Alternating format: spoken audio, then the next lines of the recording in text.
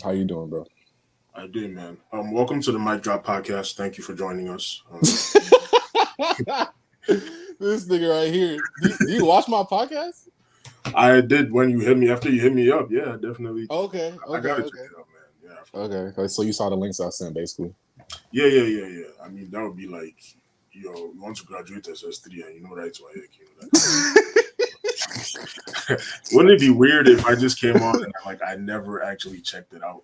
Yeah, a lot of people whenever they say, "Oh, let's do an interview," they don't really check it out unless I send them the link. So I mostly send people those same two links, the Flacco one and the Dom 2K one. But yeah, man, appreciate you coming on, bro. So we do my intro, ladies and gentlemen, boys and girls. Welcome to the MicDrop Podcast. It's your boy Alex Wardu.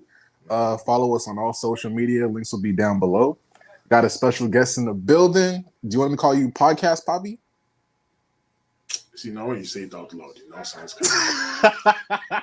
That shit does kind of sound sus. I ain't gonna lie. It's your boy Okwuchi, aka the Chocolate Monster, aka the African Wizard. That's crazy. Chocolate Monster is crazy. The best intro in the game. You know what I'm saying? But, Chocolate Monster is nasty, bro. That's crazy. Outside, we inside. You know what I'm saying? All of the above, because you have to be outside to get inside, right? Big facts. Big facts. Yeah.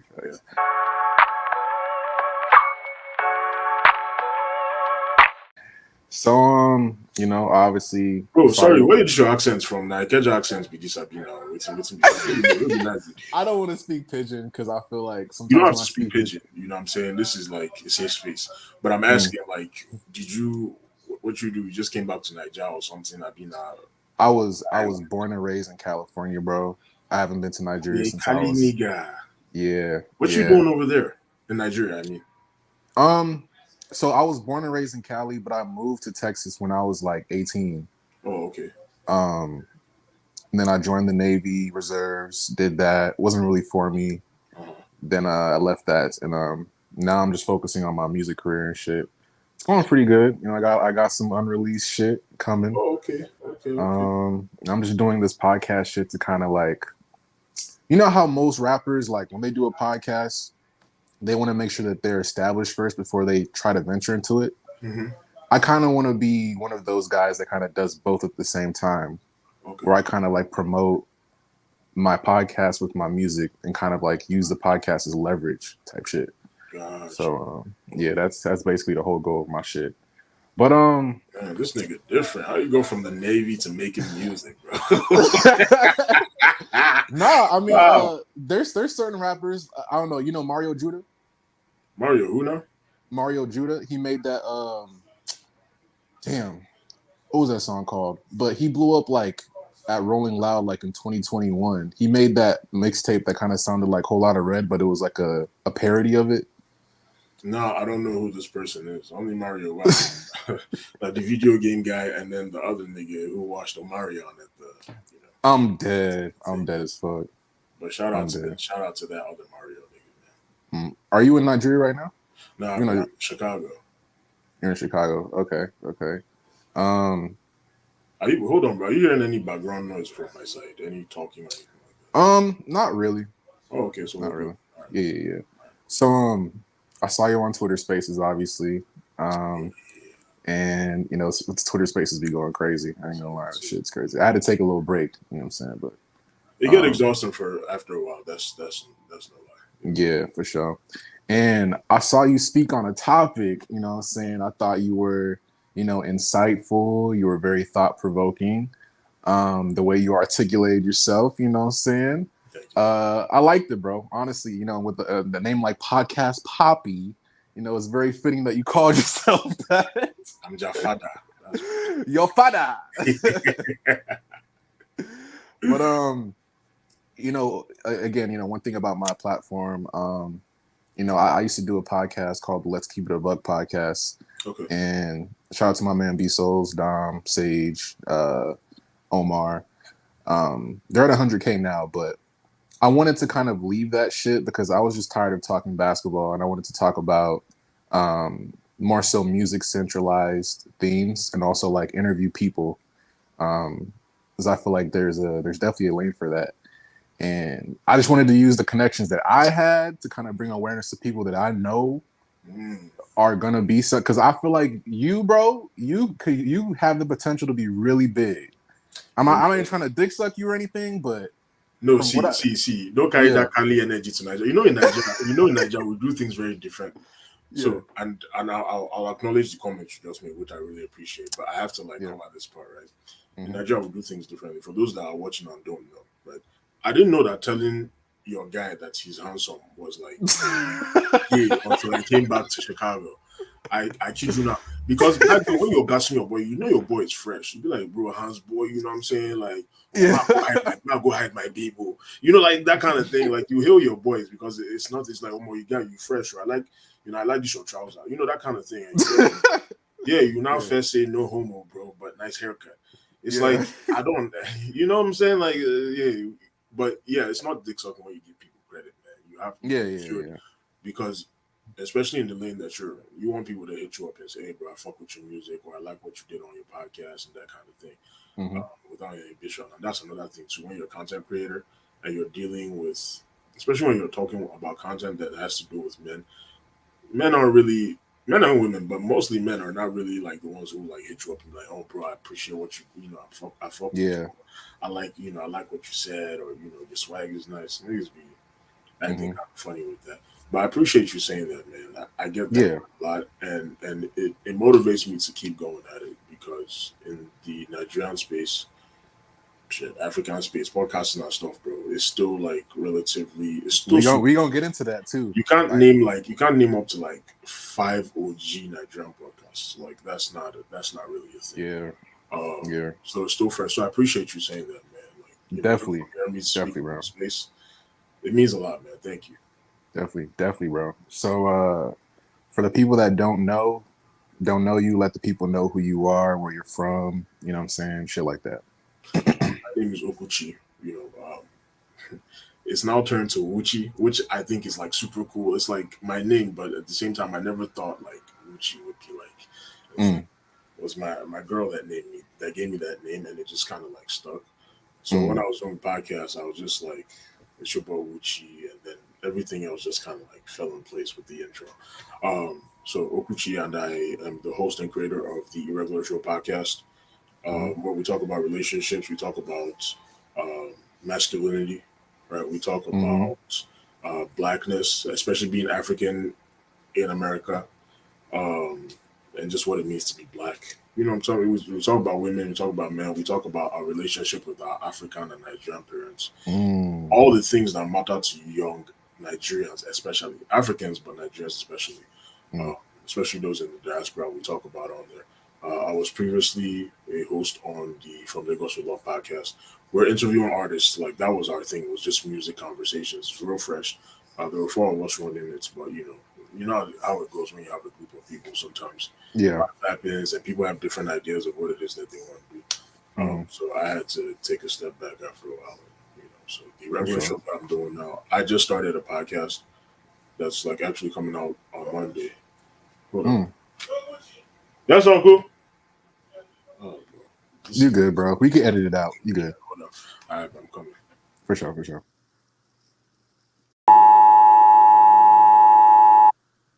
Okay, so this is one of the things again about being Nigerian. Somebody always I'm saying I'm a grown man and I still gotta be while I'm recording them. How old are you? I'm 26. 27. Okay, I'm 25. Okay. That's cool. So you gotta gauge my age. I don't know what I gotta know, bro. I gotta know. I had a feeling you're around my age, but But yeah, man, I just started a podcast that's it's launching tomorrow, where the whole point of doing it is to focus on the Nigerian artists, the underground ones that are not getting shine. You have the Fireboys, the Joe Boys, the Ramas. Those guys are young, but it's they're stamped already in the game. And the other artists like a Toye or Mins or Rainy, these are all guys. There's so many dope artists that are not getting the shine. And I just wanted to be able to give them that platform. That's dope. And you starting that on Monday? Yes, the first episode is coming out on Monday, featuring Toye. Toye wrote Shopping Spree for Davido. Okay. Yeah. Okay. So, how were you able to meet him? How did you meet him? Who? The guy that wrote the song for David. Bro, I have my ear to the streets, man. Like, so I've since like 2018, 2019, I've been like really about finding those dope Nigerian artists that people don't really know. And how that happened was because I was here in Chicago. Me and my boys, we had a resolution. You know how people be saying New Year resolution, New Year resolution. It wasn't like I went to church and said, "Oh, the Father Lord, I must turn up next year." Club. It wasn't like that. It was just like the year hit and it was like, bro, like stuff be happening in Chicago. We don't even know. Like we be homeschool. You know, it is for Nigerians, young Nigerians sometimes, school, home, maybe church. And I was like, bro, we got to do something different. Like we actually got to go out. So about 2019, we started going out to more concerts and we'll go to parties, right? And there'll be like American DJs there. And they'd be like, oh, where my Africans at? And then they'll now play 4 or 5. You know what I'm saying? And it was like every time, bro. It was like you think Essence is annoying. Back then it was like Davido, like you know what I'm saying? That would be Jaguar. Yeah. So one day I was just like, oh, do these DJs not like that they are? I know these are hot songs and I'm happy for Davido and other artists, but it's like there's so much more to our music than just Davido and Wizkid. You know what I'm saying? Yeah. So, I just started doing my own research too to like find other artists and like so from then that became my thing to put people on. So to answer your question, I have my ears to the streets and I've just like sometimes I even like to go back and look who was writing credits on the song. Antonio was somebody who I just happened to stumble upon his music while I was like just looking at all this shit. He did this cover to Thong Song. If you want to hear Thong Song in Yoruba, go check that out. And I really, really liked it. I was like, yo, who's this guy? So I started looking at his music.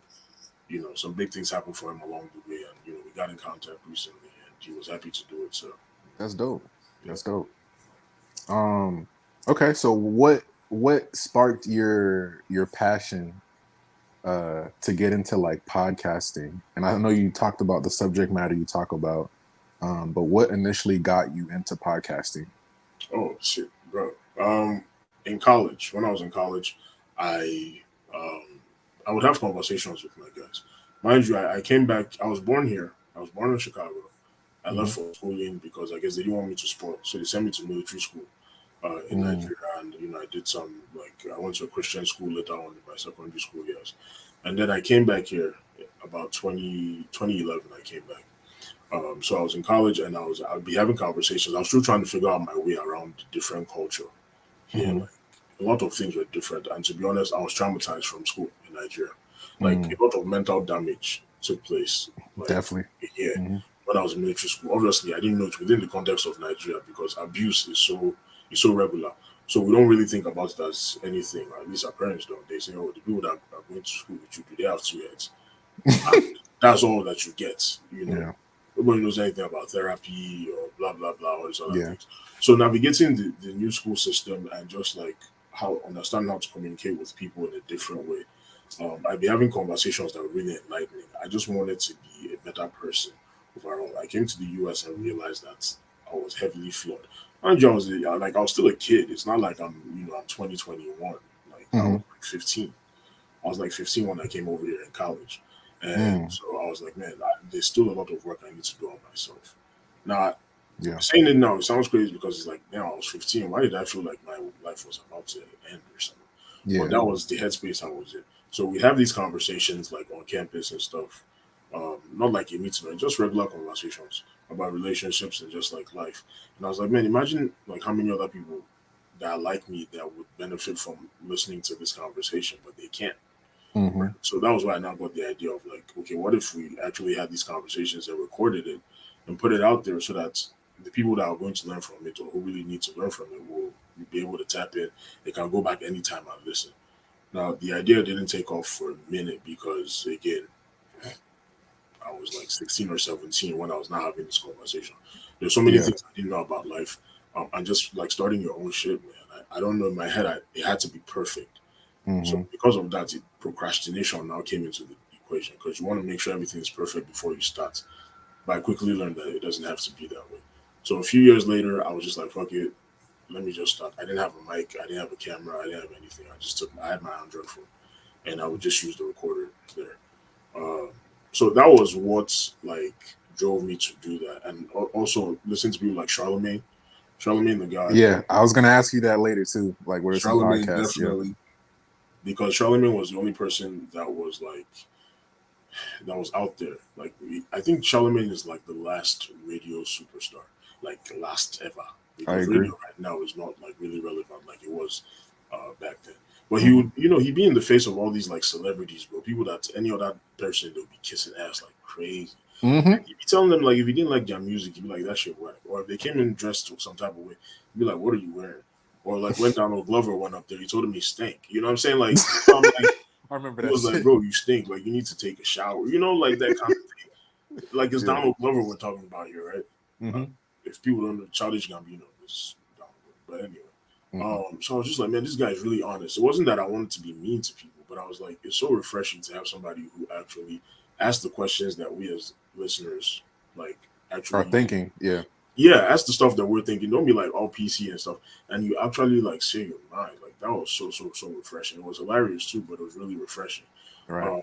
Even watching, so it was Charlemagne, it was Vlad, DJ Vlad. DJ Vlad. You fuck with Joe Budden?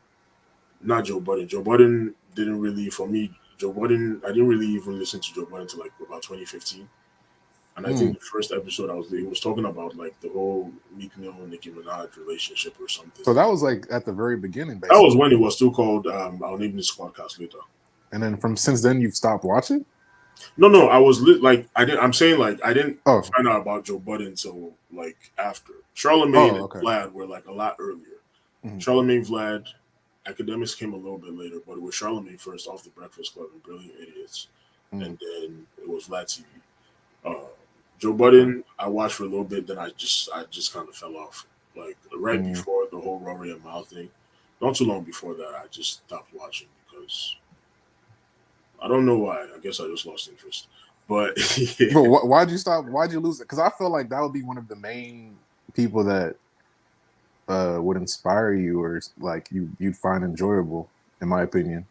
If you like Charlemagne and Ack, like what's so different about Joe Budden? Okay, so I'll tell you what, the thing that especially Vlad and Academics, the thing that like attracted me to the brand of what they were doing is the fact that Academics, people don't know this, Academics is a Jamaican immigrant. Like his mom came here when like he brought them here when they were young, was working her ass off, working multiple jobs just to provide, right? You look at Academics. Academics he's chubby. He's like he look like a nerd. He talks like a nerd, right? Which is at the time like now why in more open-minded times, even though people are still kind of but at the time it was like he didn't fit the picture of what it meant to be involved in hip hop. You know what I'm saying? Right. Like, Academics has never been the definition of cool by societal standards, at least within the Black urban community, right?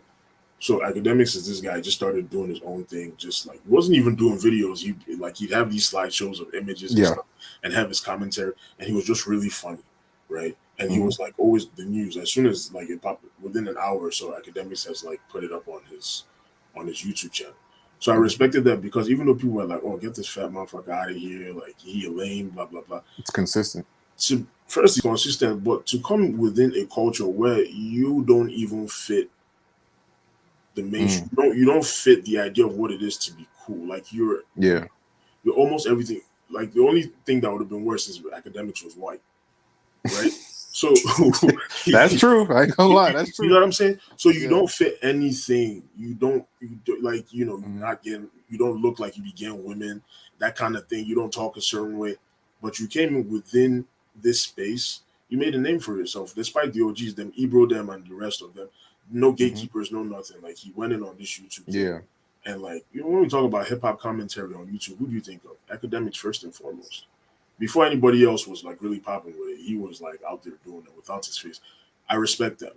You might have your reservations about the things that he does and says sometimes, but like I was just like, this guy, fuck with him. People our age definitely grew up on Academics. Sure. Definitely. I grew up on Academics, and it's crazy. Academics is not that old. Academics is only like a few years older than me. It's like he just turned 30.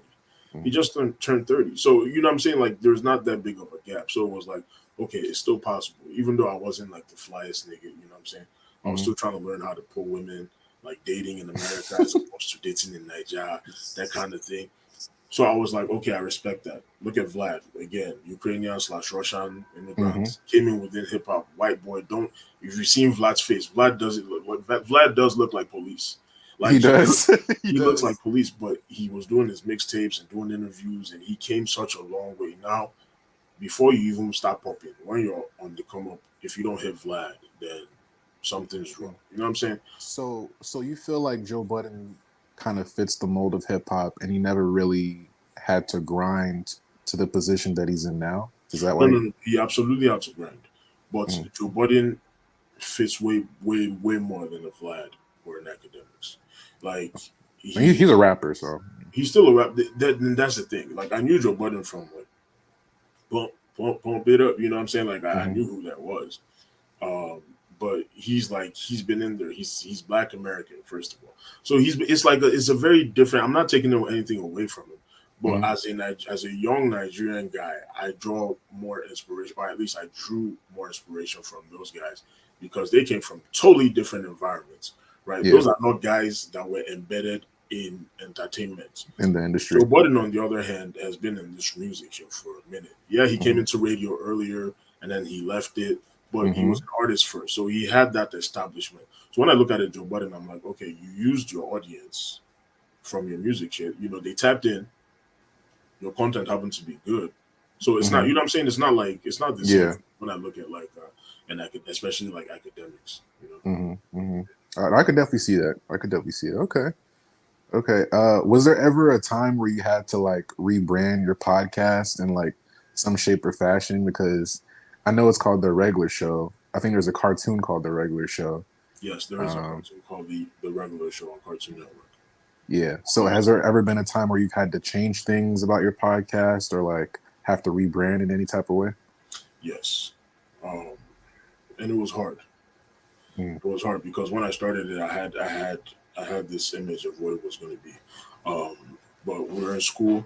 I left the college I was at when I first had the idea. I didn't start the podcast maybe 2 years after. I was in a different space, but you know, exams on studies on books and then life and everything else. It was hard to like put out episodes or record like on a consistent basis. And it was hard for my friendships too, because my boys who I would be like, okay, I told them this is what I'm trying to do. Would you guys be game? My boys like, yeah, we'll do it. And then the day will come and I'll be like sitting in the quiet room of the library and I'm waiting for him. My mic is out and everything. My boys just ghost me. You know what I'm saying? Like wouldn't even hit me up some days. There were days where they showed up. You know what I'm saying? So I'm not gonna act like they never showed up. There were days where they showed up, but there were also a lot of days where it was like we had an agreement. And instead of hitting me up and saying, hey, I can't make it or I can't do this or I can't do that, like nothing. So it was very frustrating for me because I'm like, yo, like these niggas not respect me. Like what is up with that? Like all we doing is recording. I'm not asking you to pay me any money. I'm not asking just show up and talk the way we usually do. You know, we record it. But I also understood exams and other things. My own thing is just communicate. At the time I didn't have a name for the podcast. But because of those things, I had to I tapped into that. And I was like, okay, I'll call it The Irregular Show. I did like The Regular Show when it was on Cartoon Network. I thought it was like very different writing. The brand of comedy was like different and kind of dark in a way. I was like, I'll call it The Irregular Show because there's no consistency right now. I don't have a regular co-host. I don't have a regular recording day. I don't have a regular posting day. So I was like, this shit hella irregular. And then it just stuck. As far as the rebranding, so I wanted it to be like a Nigerian, like strictly Nigerian. Like guys, we'll just talk about Nigerian issues, talk about music. But then again, I had a consistent. I had my two guys I was doing it with. Started with them. It was popping off. Then one of my guys had to do like some kind of like internship later in the summer or something. And then with his work schedule, so stuff changed. So it was like two of us, and we're doing it at his house. So when you form the identity of a podcast around other people, and then those people can no longer be part of the podcast, what does that mean for you and the podcast? So that was another stage in my life where I had to be like, okay, this podcast is your thing. Like if you depend on other people that are not podcast people, because I'm the podcast person, these are just my friends. Clearly, Podcast Papi. Exactly. So these guys are, you know, academics Papis, and they're supposed to be doing their school stuff, or they're just like really, because you know the Nigerian mentality, what team I want to use podcasts do. You would probably think the podcast is important, and I'm the one who created the podcast. So again, the responsibility of keeping it alive is on me. It's on you. So I was just like, okay, it was a very eye-opening moment for me, because then I realized, this podcast is supposed to revolve around me. Like, why is it that I won't record for like 1 month because my guy can't figure out his schedule? And that's what I was gonna ask you too. Why has it been so long? Like, because I was watching your most recent one, and I felt like it was good. You know what I'm saying? Starting off, it was good. I kind of felt like you should have probably talked a little bit more. But I definitely did like the conversations y'all were having. Which one is that? Which one are you talking about? The one from July 1st. So your most recent one. What were we talking about on that one? I think you were talking about like interracial dating. You were talking about, I think, something like that. I kind of was in and out of it. July 1st. It's like, I think it was like your most recent one, I think. Okay. Yeah. Oh, you're asking why it's been so long since an upload? Yeah, I just had like so many questions about it, like just from like a constructive criticism point. Yeah. And I appreciate constructive criticism. So So like with the regular show, do you plan on keeping that name the entire time, or do you plan on like changing that eventually? Because you could get to a certain point where there might be an issue with like the titling and stuff, in my opinion. Because I definitely do see a lot of potential in it. There's not that many Nigerian podcasters out here too. That actually talk about the topics that really matter. So I'm just looking at it from like a you know, in the future type of perspective, where it's like you get to a certain point and then like Cartoon Network emails you like, oh, you can't use that, or some shit happens, you know? Yeah, that's what I was just thinking. The good thing is that Cartoon Network thing is never gonna happen, because Cartoon Network's one is the regular show and mine is the irregular. Okay. I have on the regular show merch right now, by the way. The IR is in red. Okay. Fuck? The IR is in red. Gotta get that camera angle right, nigga. Yeah, bro, I'm looking at this. It's mirrored. So the IR is in red, because like that's just, you know, whatever, you get it. Do I see a time when the name is going to change? No. And again, that was another thing. Well, that's been another thing that I had to come to terms with as a podcast person, because I'm a big part of my online presence is attached to the regular show. Yeah. And I was like, man, what if I want to do something? And recently I've been asking people like, what do I do? Do I talk about music? Because I'm from Lagos, so a lot of people enjoyed my music takes. But then on the regular show, I'm talking about life and relationships and all that other stuff, right? So I'm like, why just bring the music into that? And I was asking listeners, and they're like, no, we don't really want to hear you guys talk about music. Because it's one thing if I'm talking about it, but maybe my listeners don't want to hear my co-host talk about music, because we don't talk about it. We don't talk about music the same way. You know what I'm saying? So I was like, what do I do with this podcast? And I think it just came to a point where I'm like, okay, it's part of the reason why I started the other podcast, because I'm like, well, instead of just feeling like the regular show has to carry the weight of everything, let me do a separate thing where I'm addressing the music, because I'm really great at that too. People enjoy me talking about music. And then the regular show can stay the regular show. I don't want to change the name or anything, because the whole point of the name, the Irregular Show, is it makes sense. Anything where you get, just take them like that. Facts. You know, if you really love these two co-hosts and one day you don't see them again for 6 months, it's the Irregular Show. It's the regular show, yeah. As long as Okwuchi Okaa is alive and breathing, that is the Irregular Show. And salute to everybody that's contributed to it. I'm not like downplaying their contributions, but the Irregular Show is me. So a lot of other things will change around it.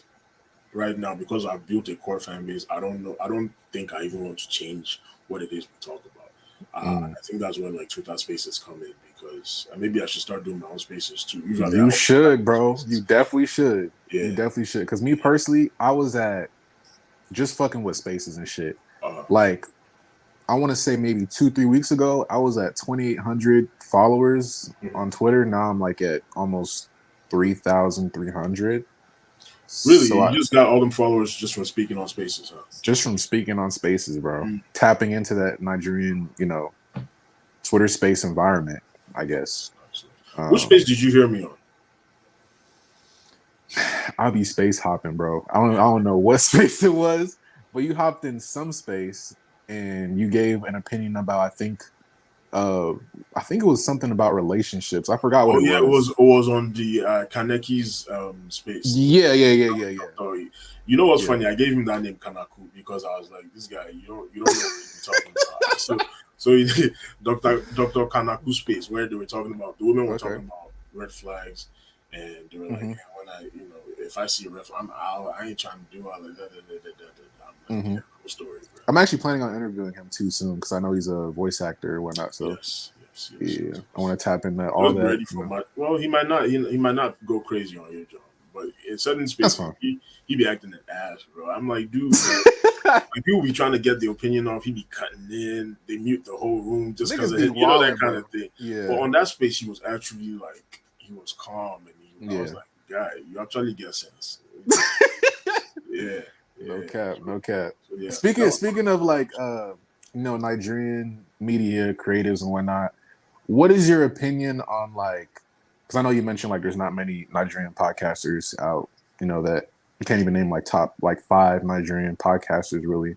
But what is your opinion on Nigerian media in general? And do you see any room for like Nigerian just creatives thriving in like media or like podcasting, something in that lane?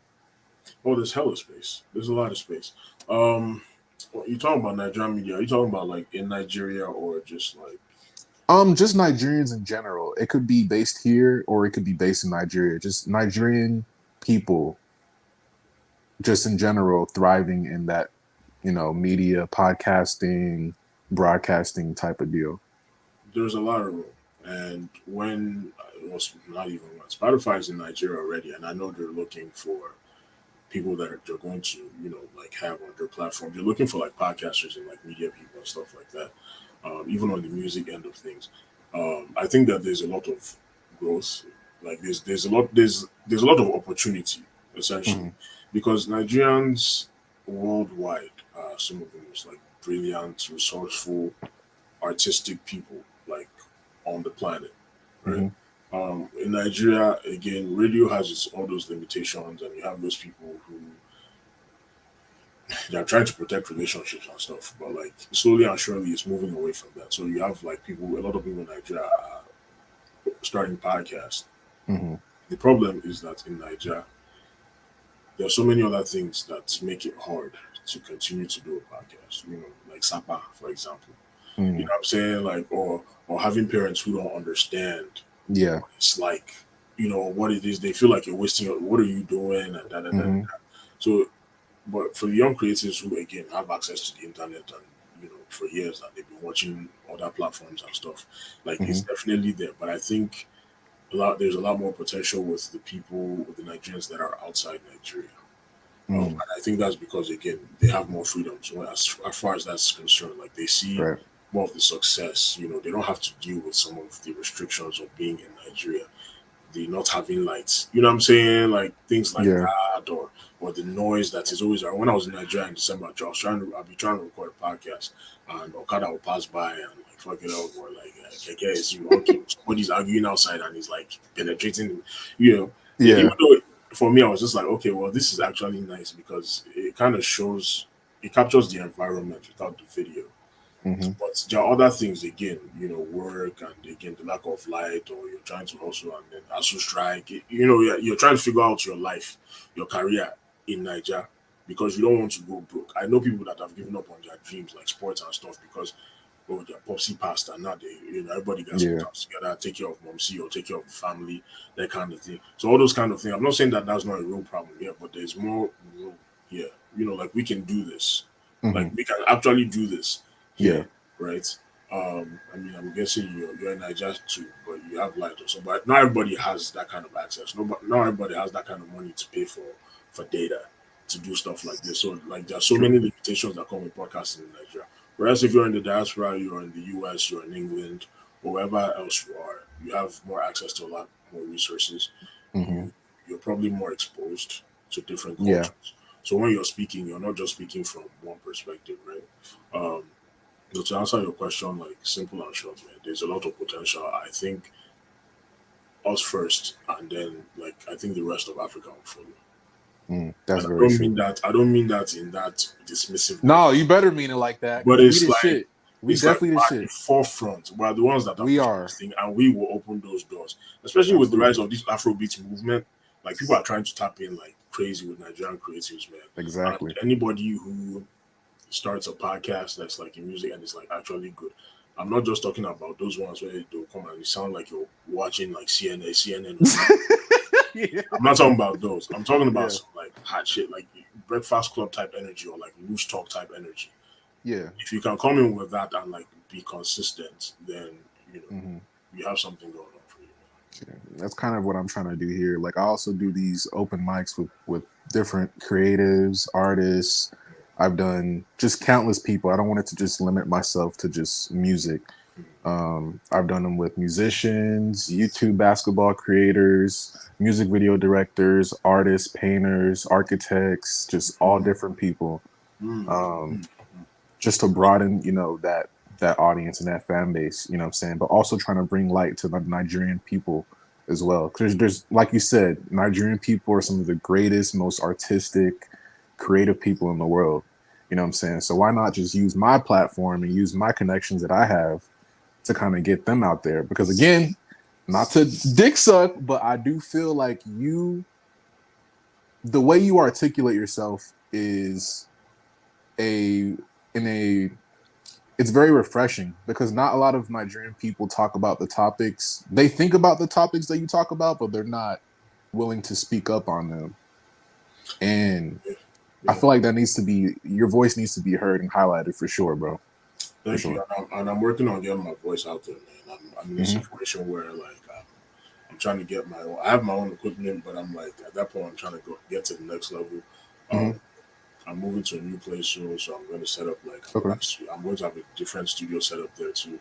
And just like being able to consistently put out content, regardless of because again, I'm working. I work. You know what I'm saying? I work. Yeah. So I have family and all those other things.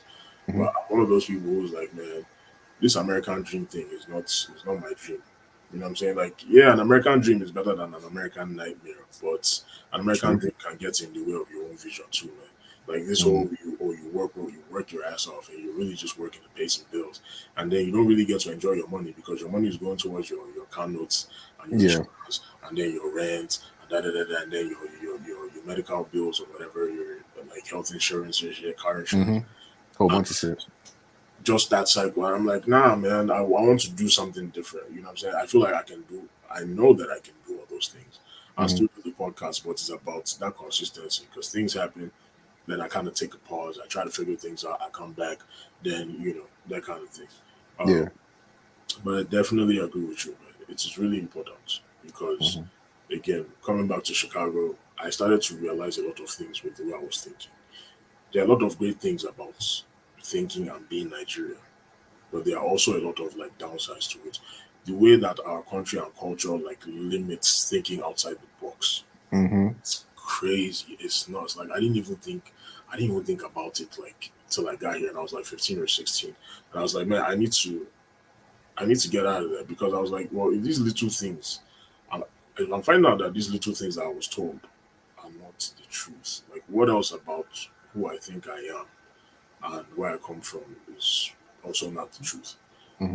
So getting into these topics and discussing them in that way, right? Recently, I was seeing a topic about Nigerian fathers, and there were so many men, even non-Nigerians, that were now saying, "Oh, that if your father is working two, three jobs, and it should be enough. Like you should appreciate that and not expect for him to be there emotionally, mentally, and in other ways."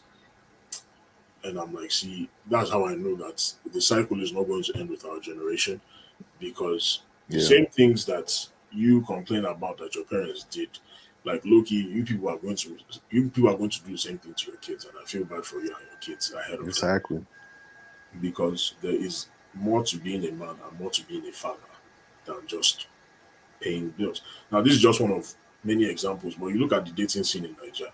What is it? You're in Lagos, Abi? What's the main focus of most interactions between men and women? Billing, right? It's billing. And yes, even here, when you are going to take a woman out on a date, you spend money. We know that, but it's a lot more transactional.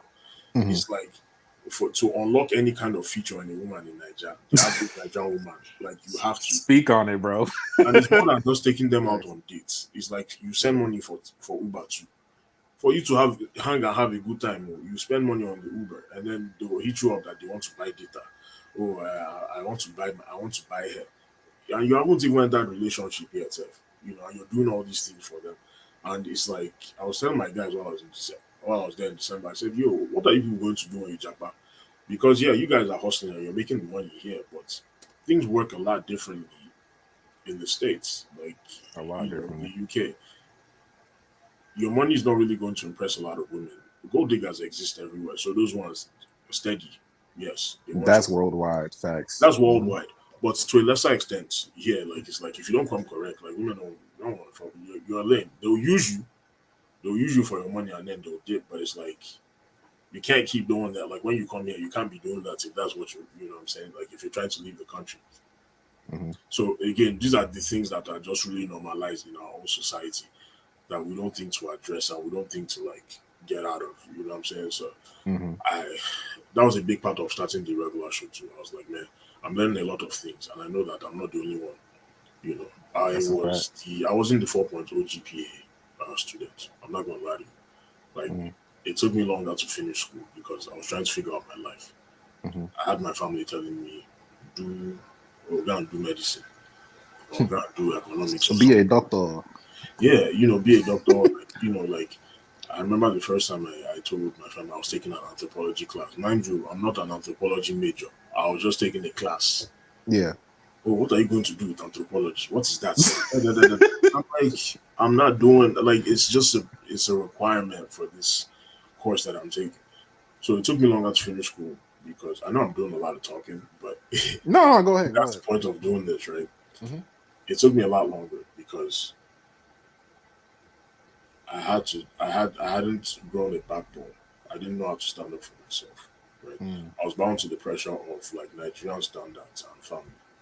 Right? Because when you talk about Nigerians, especially in the academic space, they talk about the ones that are getting like 17 scholarship offers from Harvard and the best schools around the world. Right? The best of the best. Yeah, they talk about the best, the top notch. But I started to ask myself, well, what about the people like me that are struggling? What about the people that like me that you get into college at 15 and you don't know what it is you want to do yet because you're fucking 15. You're 15, like, yeah. You don't know, but like people are acting like as if you should have figured it out 10 years ago. But you're 15. You know what I'm saying? Like, what about figure it out at 5 years old? Yeah, like even if you're not 15, even if you're 23, because we don't all figure out life at the same time. Even if you're 23 and you still don't know, like, what about those Nigerians like me who are still trying to figure it out? Who, because you haven't figured it out, your grades are bad, not because you're a dullard, but because you're not doing something that you're really meant to be doing. They're like, you're in the wrong place. What about those Nigerians like me who just didn't like get it right from the rip? The ones that have actually taken remedial classes before. Yeah. That kind of is real, bro. That's a lot more common than the latter, Yeah, but nobody talks about it. It's the same way our parents like to tell us like they were A students. I'm like, so which one of you failed? Who failed in your set? If everybody was getting A's and everybody was passing, exactly. Because y'all swear nobody failed. You know what I'm saying? Like, so if you don't talk about it, then you feel the things like depression sets in. Your self-esteem goes down because you feel like you're the only one who's going through these things because you don't talk about it. When Nigerian parents call, would they say, "Oh, my son failed history class," or blah blah blah? If they don't have anything good to say, they won't talk about you, or they'll only talk about like some of the decent stuff that you've done. But it's real. Like failing is a thing. Yeah, you have to fail in order to know what you have to do to succeed. Yeah, but they don't tell you that. They ask you, the people that got 8, do they have 2 head? Or if you got like 80 out of 100, what happened to the other 20? I get that it's supposed to be a culture of excellence, right? But at some point in life, you have to say, you know what, this is good enough and I'm happy with it. And they don't tell us that enough. So you're struggling with these things, especially as a man, because when you get older, a lot of responsibility for the family is going to be on you. So you're trying to figure it out and you don't know. So again, a big part of starting the Irregular show was to talk to those people and to let them know, like, you're not alone. Like, this is some real stuff. And just because you failed a few times, just because you're failing now, that does not make you a failure. You're only a failure when you stop trying. And that's just real. Consistency is everything, bro. Absolutely. Okay.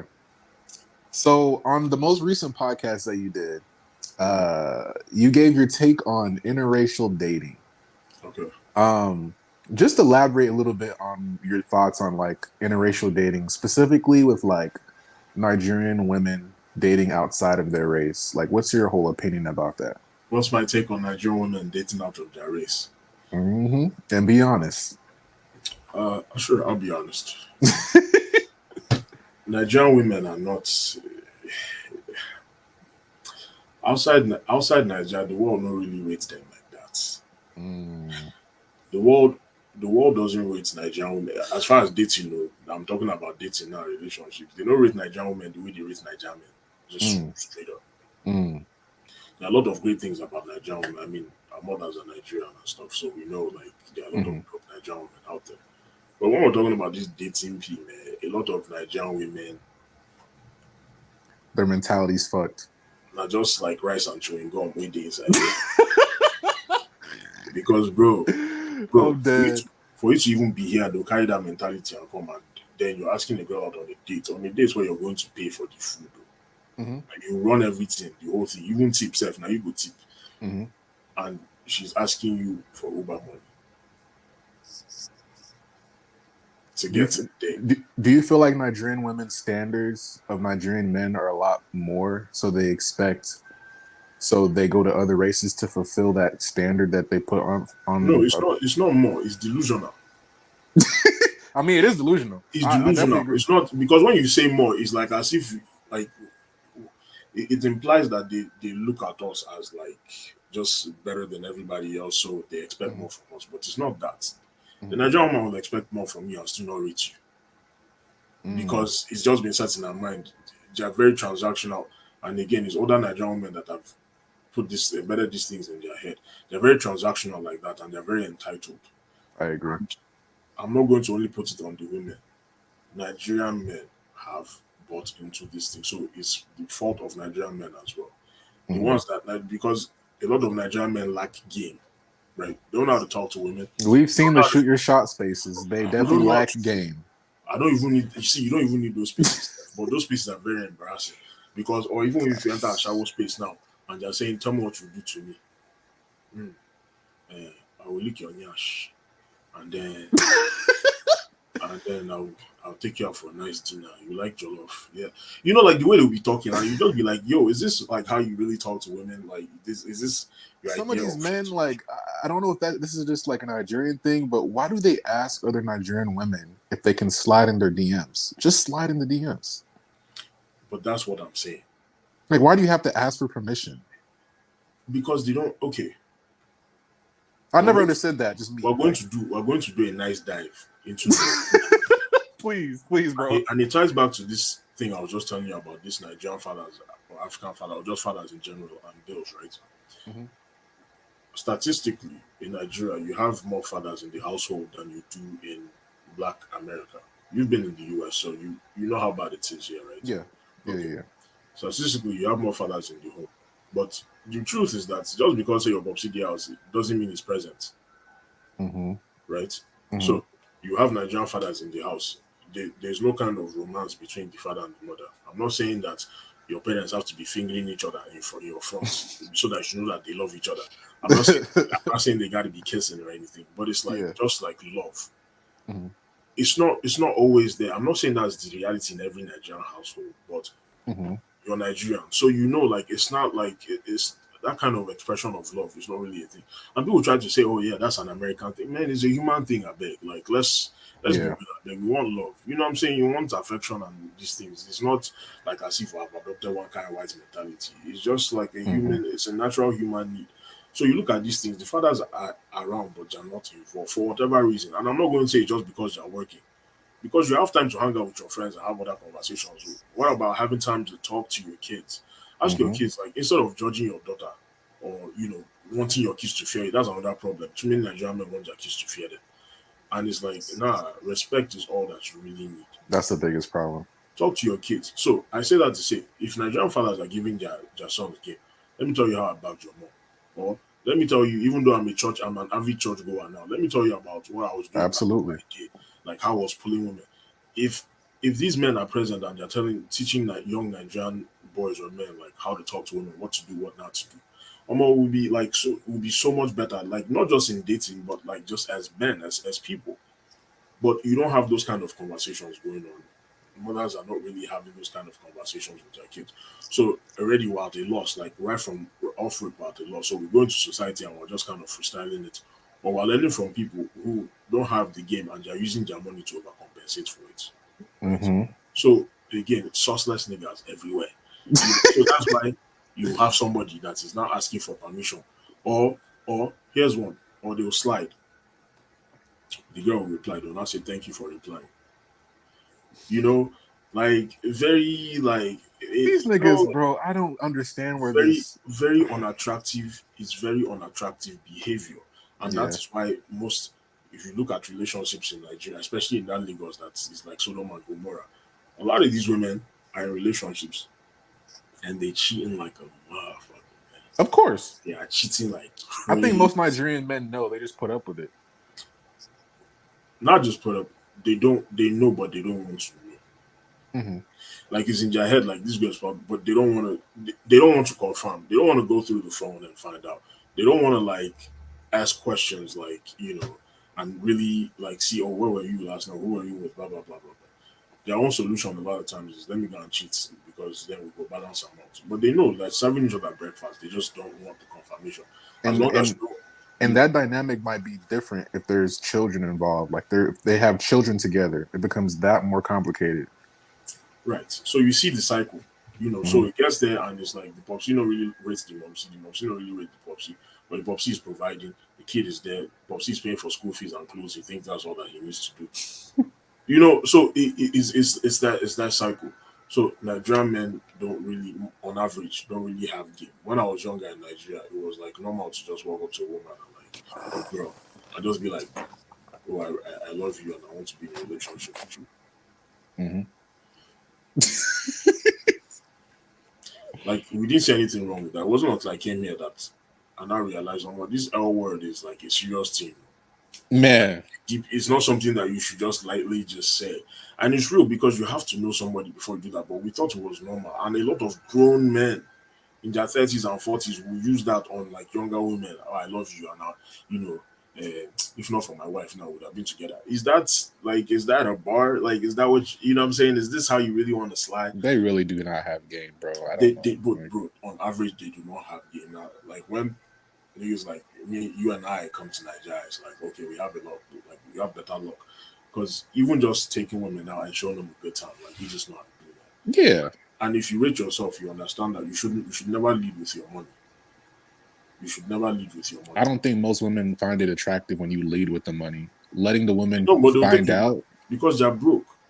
Well, I don't feel like when this is just my opinion. When you lead into talking to Nigerian women, especially when you lead in with the money, her expectation is already that you're gonna make sure that she's secure financially before anything. Right. So I would rather have a genuine connection with that woman and then have her find out eventually that I have money, but not like outwardly just tell her straight up, yo, I got this money, I can make sure see all this shit. That's how it should be. Mm-hmm. But what you see is, again, because they lack game, they overcompensate with the money. So it could be a very hardworking Nigerian man, but he knows nothing when it comes to dealing with women. Mm-hmm. In Nigeria, we're taught to be book smart. They don't teach us to have common sense in Nigeria. Like that's not a thing. It's like it's book, school. But there's such a thing as like intelligent fools. Like you sabi book, but anything outside of life, like you really struggle with. Customer service in Nigeria, they don't know how to talk to people. Like it's not just women. Like Nigerians don't know how to talk to people sometimes. Like, you see sometimes that you just be like, yo, what made you think that it's okay to say that what you just said? Yeah. You know what I'm saying? So there are a lot of problems all around. But Nigerian men especially have that problem because Nigerian fathers are not involved. Secondly, too many times people like to act like, I think it's changing more now, but before it was a time when people used to act like sex was not a thing in Nigeria, but like it's the most populous black nation in the world. Where are all these people coming from? It's like these topics are taboo, like sex and all, premarital sex and premarital dating. Man, how are people supposed to learn if you keep acting like this is like it's taboo knowledge? You know what I'm saying? So that's another thing we do with our platform on the regular show, right? Is that we're setting the record straight, and we're like, okay, if you don't have to accept it, but this is the truth. Do with it what you will. Back to your question about interracial dating and Nigerian women. So I say that to say, when Nigerian men in Nigeria feel that bad behavior by leading with their pockets or encouraging women to exploit them financially, right? These women have now become used to that. There are older Nigerian women telling them, oh, these men will do anything just to get a whiff. Then they jump out and then they get here and it's like, niggas is like, what the fuck are you talking about? like, what do you think this is? You know what I'm saying? I'm not doing that. I'm not, you are going to make contributions. And if you're going to live here, you're going to, make a contribution. Or I'm not paying for your Uber. If you want to see me, you slide. So it's very hard for them. You see them with their stories on Twitter, especially those going to Canada. They're having a very hard time because it's like almost a very different dynamic. Nigerian men, on the other hand, a lot of Nigerian men are also players. So they are the ones that are sims and have no game. And then they are the ones, they just, statistically, they happen to be Yoruba, right? And they have that might be something to it. Yeah, they have that game, or they're just very devious, like in that sense. And I mean devious, like neutrally. I know it's a negative word, but like there's something about them on average. Like when women are talking about heartbreak, when foreign women are talking about heartbreak by Nigerian men, 9 times out of 10, they're not talking about Igbo men. They're definitely not talking about Hausa men. They're usually talking about Yoruba guys, right? So it's funny I say that as an Igbo man, but it's just true. Like it's just true. The same way, Yoruba artists dominate the Afrobeats, like just music in general. It's true. Even though Igbo artists exist.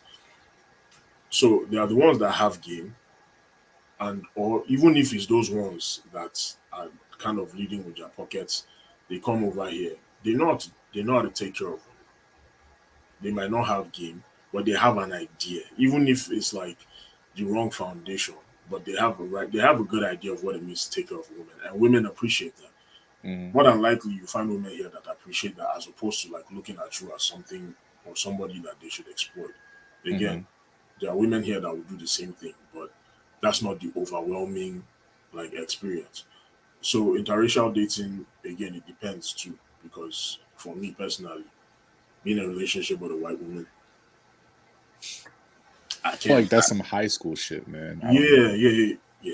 High school, early college, it's like, oh yeah, I can see that, but yeah, not today in this climate, especially not today. Absolutely not. You saw that video of that Nigerian model that got killed by that white girl in the elevator? They just released footage of like her beating them up in the elevator. I don't know if you saw that. Like the day of, and they arrested her in Hawaii because they kind of let it slide. She was talking about mental health and he attacked her, blah blah blah. But it's clearly showing, like we're looking at the footage in that elevator, and Baba was not even like putting hands on her. He was pushing her away, like he was trying to restrict her, but she kept like punching on him. So even if you're not dealing with that kind of white girl, you're talking about the way her own family will not receive you too. You're talking about how understanding your culture, or just understanding what comes with being black, like all the dope things that come with it, and the societal restrictions. Like being black, all those things. I don't really want to have to explain that to you and give you. It's self-explanatory. Yeah, it should be, but there are just certain things. My vibe. I can't just vibe with white women like that. Like in the past, it can be like, oh, we feel not cool, but like being in a relationship and like having something deeper, I can't really do it. I can't even drop the N word in front of you because it's just like weird. Like, you know what I'm saying? I can't even do that. Yeah, I can't have certain conversations because nothing against them, but it's just we come from two very different places. But what Nigerian men are hot on the market. So you talk about other black people in the diaspora, right? So people from the West Indies, Trinidad and Tobago or like from Jamaica, you know, Black American women love Nigerian men. Well, just very love. So we're doing some things right. You know what I'm saying? Like at least on that end, we know how to do those things. Me, I just think getting where you fit in, man. At the end of the day, I'm not gonna sit here and be like Dr. Umar and act like you're a traitor. You know what I'm saying? I'm not gonna act like you're a traitor because you're a white woman or you're with somebody that's Asian. Yeah. The only thing is, I just don't want to. I don't want to have to. Like, can you just like do your thing and stop looking for approval? That's one thing that me I have a big problem. That's the biggest thing. Yeah. That's the biggest thing. Another thing I have a problem with is Black women tend to.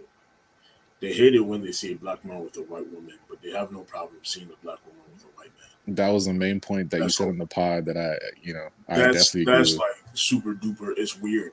It's weird, and nobody can explain it to me. I've asked Black women like, "What is up with that?" And maybe it's a biological thing. I don't know, but it's just kind of like, okay, so at least we can agree that there's a double standard there. Right? Definitely. There's definitely a double standard. Cool. I think even most Black women, I'll ask them and they'll be like, yeah, definitely. I think it's just they can't really explain it. It's just maybe because of the historical context about it. With slavery and all that. It's just yeah, okay. And there's no historical context behind Black women being a white man. Like exactly, bro. Exactly. So yeah, it's definitely double standard for sure. It's a double standard, and if you can't explain it, but you can at least acknowledge, which a lot of women do, acknowledge that it's a double standard, then we can keep it pushing, right? So I'm just like, I'm gonna get to where you fit in. There are some men that just Black women on average just don't really like them. There's something about them. You know what I'm saying? You can't be anybody else but yourself. That's the truth. Facts. Same way on that space, I was saying there are people that are not meant to be in any kind of marriage. Marriage is not for everybody. Some people don't even need to be in relationships. Keep it casual to the day you die. It's because that's just how you are. You can't pretend to be anybody else but yourself because pretending is exhausting, man, and you get found out eventually. So there are those Black men that don't fit in. That's exactly right. Black woman, and maybe your own brand of sauce is more accepted or sought out in the white community. Absolutely, go and do that. One thing I know when they hear, oh, Black women, blah blah, you're complaining, you're crying. If you're happy with your white woman, stay over there. Yeah. It's the same way, you know what I'm saying? Whoever you're with, don't act like you're happy, but you complain about what other people are doing, but you're not with them. Like, that's I definitely agree. If I just have a problem when you can be with whoever you want to be with, right? But when you go out your way to come out your mouth and bash Nigerian men because you're with a white man, it seems like you're coming from a sense of some kind of traumatic experience you went through with a Nigerian man. But I'm gonna say this: those women, you're not happy.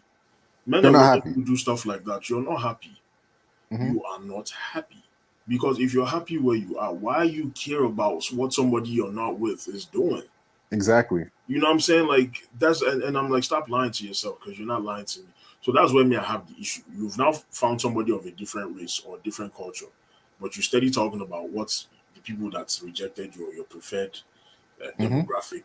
Because Nigerian men don't care what you do like that, but Nigerian women they'll go crazy. They will go crazy, and it's like, you people need to work on yourselves too.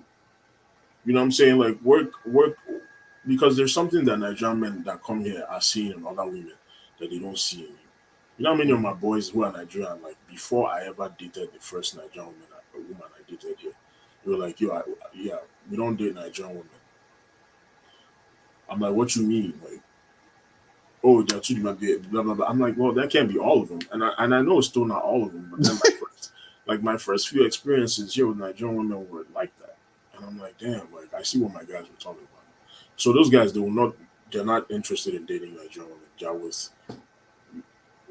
One is with a Jamaican woman, another one is with a woman from El Salvador or something like that. Like, they'll date Latinas and they'll date even African American women, Black American women. But some of them just refuse to because they don't want to deal with what comes with dealing with your average Nigerian woman. And a lot of Nigerian women here they're like that because they've carried that mentality from Nigeria. That's a fact. I think that's how it's supposed to go. So you want a man to contribute. So you're a non-traditional woman who wants a traditional man, and you expect that to work how? The only thing that you're bringing to the table, because I've had this conversation with my woman too, and in a space, actually on Clubhouse. Oh, la la la. What do you bring to the table? Oh, they were asking us as men first, and I listed all the things. So I was like, okay, let me ask you guys, what do you guys bring to the table? Oh, I'm the table. Why is that always that's always the same answer, bro? First red flag, right? Oh my god. Explain the components of the table. My pussy. I'm caring. They'll say they're caring. And they'll say they can cook. They can clean. And then, like they're fine. Like, and they'll give you sex or something like that. And then they really had those are all things that could apply to Nigerian men too. So when I tell you every single one of them that were speaking in that Clubhouse session or whatever we call it, right? They couldn't tell me like anything of substance that they brought to the table. So I'm like, okay, so you guys will sit here and you're shitting on Nigerian men and saying we don't do this and we don't do that. And maybe the men you've dealt with don't do those things. But you yourself, have you checked yourself? What are you doing? What do you bring to the because cooking and cleaning here, when you're by yourself, you have your own bedroom or whatever it is that you're doing. Are you not doing that one by yourself? Exactly. You know what I'm saying? So what makes you think that cooking and cleaning like and then they talk about sex like they're doing you a favor. That's true. They treat their pussy like currency. Maybe if you're dealing with a guy that doesn't know what he's doing in the bedroom, you're not enjoying the sex. Maybe. But I don't know what that's like. You know what I'm saying? So, like, if we're talking about sex and going out having a good time, you acting like your presence is a gift to me, it's not going to fly. They treat their pussy like it's currency, bro. No, but it is. I mean, it is for them. And the same way you have those Nigerian men that overcompensate with money, then there's a way you have those women that overcompensate with pussy. So a lot of Nigerian women think that the longer that they hold out, the more you respect them because their value is between their legs. Okay. So speaking on that, because I want to get to this next topic. Okay. On that point, what is your take on the red pill philosophy? And what's your take on it, Andrew Tate? I don't really enjoy listening to Andrew Tate because he's like red pill with steroids and coke. Yeah, like he's just like it's just really high. And when he talks, it sounds like he's mad at somebody. Like it sounds like he's mad. Like who you mad at, dog? And Andrew Tate somehow is just popping right now, but I've known about dude for a minute, bro. It was just like it was mostly tweets though. He wasn't really like doing like video. At least I didn't see any video content for real.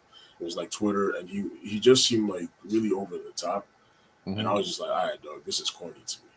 The red pill, on the other hand, I think the red pill is what comes again as a result of the lack of fathers in, especially when it comes to black men. Now, it's white men that they kind of started this thing and started pushing it. But fundamentally, there's a problem because the person who wrote the book about this whole alpha male thing and blah, blah, blah, later came out and said, oh, no, this shit, hella errors are in this shit. Like this whole idea of the alpha wolf and blah, blah, blah, blah, blah. And he said it like, you can do your research on it and you see. I was like, this shit is like, nah, it really ain't it. But it's too late because people have taken it and they've run with it. But that's what happens when you have fatherlessness in that kind of thing. And I'm talking about fathers too that were in the house and just didn't have any kind of positive impact, or they didn't have that amount of positive impact on their sons, right? So you have men that are trying to figure out, okay, how do I understand, like, how do I make sense of my place in the world? Why am I doing so terribly with women? I know this because I used to be one of those guys, and I found the red pill, right? Well, I found the red pill community. Yes. I found the red pill community because I was looking for answers. This nigga in the Matrix, a bit. I came here, it was like, and then when I now found out it was like a Matrix thing, I was like, there's a word for everything. That people try to label you and categorize you to be in some kind of box. But they do have like, so they have it arranged in colors, right? They have the purple pill, they have the red pill, the blue pill is like what, bottom barrel. They have like different colors. I don't know, I don't remember all the But they have different colors. It seems to be like LGBT, but for pills, right? I swear, bro. I swear. So I'm like, okay, I need to figure out what it is I'm doing wrong because I was having terrible, like, not terrible luck, but I was doing really bad with like American women. Mm-hmm. And I was like, okay, something got to give because I thought that just being nice and like showing a woman how caring you are is what's going to get you. And again, that was a problem with the mentality because my pops would be around, like my pops wasn't really around, Mm-hmm. but when he was, like, we weren't talking about these kind of things. Yeah, So again, I didn't have that kind of foundation. The guys I knew in secondary school that were players, I don't even know if they knew what they were doing, but they were just really good women. But being good at something and being able to teach it, two very different things. Very So true. I never really had that kind of foundation on like what to do with women. So I started doing like research online, like, okay, how to blah blah blah. Or what does it mean when she does this? Or all this like childish stuff. Bro, I'm like 15, 16, 17. I'm trying to figure these things out. Yeah. I found a red pill. And honestly, I read not Tomo, Rollo Tomasi's book. I heard academics talking about him. He doesn't like him at all. He doesn't, and I understand why, because he was right. I heard what academics said about him too, because it's like, yeah, you're preaching all this thing about rotating plates, but you got a wife and kids, bro. Like, does your wife know? Do you have side That's chicks? the problem. Most of these people are either married or make more than $500,000 a year. Like, the red pill philosophy mostly works with people that have money that can use that as leverage to get what they want. But again, that's another one. That's just one of many issues, right? Mm-hmm. But at the time I found Rollo Tomasi's book, I didn't know anything about. I didn't even know what he looked like. When I now saw what he looked like, yeah,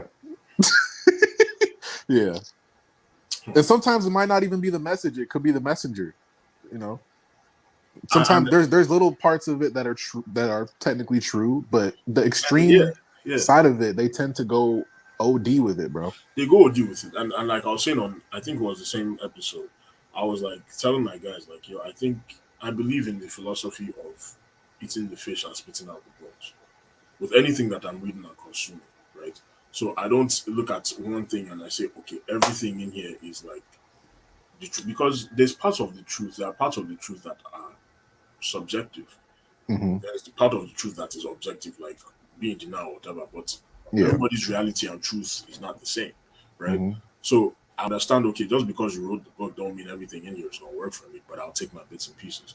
So I read Rollo Tomasi's book and I saw the community. I started learning things and I was like, oh, okay, that's what I'm doing wrong. Then I saw other things and I was like, oh, that's a little too much. You sound bitter. You sound like you don't get no pussy at all. Mm-hmm. That's... So I think the red pill is like a means to an end. The problem is that men, by the time they find that red pill community, they are bitter. They've had a bunch of negative experiences with women. Either they've been rejected, they've been cheated on, or they're just not even paying any kind of attention. So there's all this pent up aggression and resentment already. You're not coming with an open mind, like, okay, what am I going to give? The problem with the red pill also is that the red pill does not talk about things like love and affection. They teach you how to fuck women. They don't teach you how to keep a relationship. It teaches you how to sleep with women. It teaches you how to manipulate women, like fuck with their mind. It teaches you that women are out to fuck with your mind. So it's already like the game don't already start. Not the Olympics, but games have already begun. Like before you even start interacting, like up here, you're already thinking, okay, this person is an app, and it's like who's going to come out on top. They don't talk about like, what I'm saying, like the real things that even as you grow older as a man that you want. Like you want a loving relationship. You want to be in a relationship where you're not playing all these stupid mind games. Yes, there's a level of so-called mind games because it's just life, but it's like not at the point where the red pill is placing it. The red pill posits it like this hypergamy thing is what every woman is out for. Like they're just with you until they can find the next rich nigga. And it's like, well, if that's how you're looking at the relationship, what's even the point? You know what I'm saying? So it doesn't really teach you how to build healthy relationships. It teaches you that if a woman sees you as husband material, it's because she wants to fuck some other guy who's not husband material and she's settling with you. There are so many things wrong with it. So fortunately for me, I was able to realize like, okay, there are a lot of things wrong with this thing, but I now have a better understanding of what I'm doing wrong. So the thing about nice guys, the red pill opened my eyes to see that like that's some BS because I used to be that guy. I used to be the guy who thought treating women is supposed to be the way. It just made sense to me. As a man, you're thinking in logical terms, like, well, if she's had all these bad experiences with these guys, and I'm the opposite of these guys, she's shown some level of attraction to me, then it makes sense that we go together and this should work. That's not how it goes. There are so many other things. Again, love is never enough in any kind of relationship. Having all these heightened feelings is not enough. There are other things that come into it. So the red pill helped me realize that. So I think the red pill should only be used as like intro level, but it's not supposed to be treated as some kind of Bible. Yeah, even the Bible itself is not a manual. It's a set of guidelines. We're gonna get into that. And a big part of the problem is too many Christians treat it like almost anything is inside. But it's like in the modern world that we live in, there are so many other factors that were not like relevant or even existed when the Bible was written. So yeah, I think that there's a healthy medium. You know what I'm saying? I don't think Kevin Samuels was it either. You know, he said a lot of things that were true, but there were also a lot of other things. Like Kevin Samuels created monsters. Yeah, actually, maybe he didn't create the monsters, but he fueled the monsters, right? Yes, niggas were already like that before Kevin Samuels came along. Of course. But the problem with taking the whole message. I think I talked about this on that episode too. When Kevin Samuels talks about high value men and niggas take that and run with it. Kevin Samuels was talking about people in a certain tax bracket. Exactly. Talking about niggas making 6 figures, bro.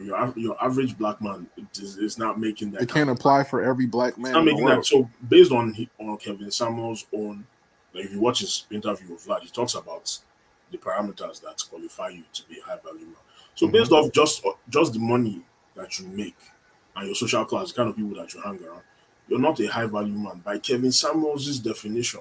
Yeah. What do I think is a high value man? I think that as a high value man, you define that for yourself. Yeah. It's not the same all around. Because if it's based on your money, when you lose your money, then you ain't shit. You're not a high value man. You're a low value man. And we know money comes and goes, right? Yeah. Because if it's by money, that means when that 2008 recession hits, what does that mean for all the people that lost money? You're not masculine. You're now low value. Anything that you are as a man, and I'll use this like to really get this message across to the niggas watching. Anything that you are as a man should come from the inside and manifest on the outside, as opposed to come from the outside and then translate into this one.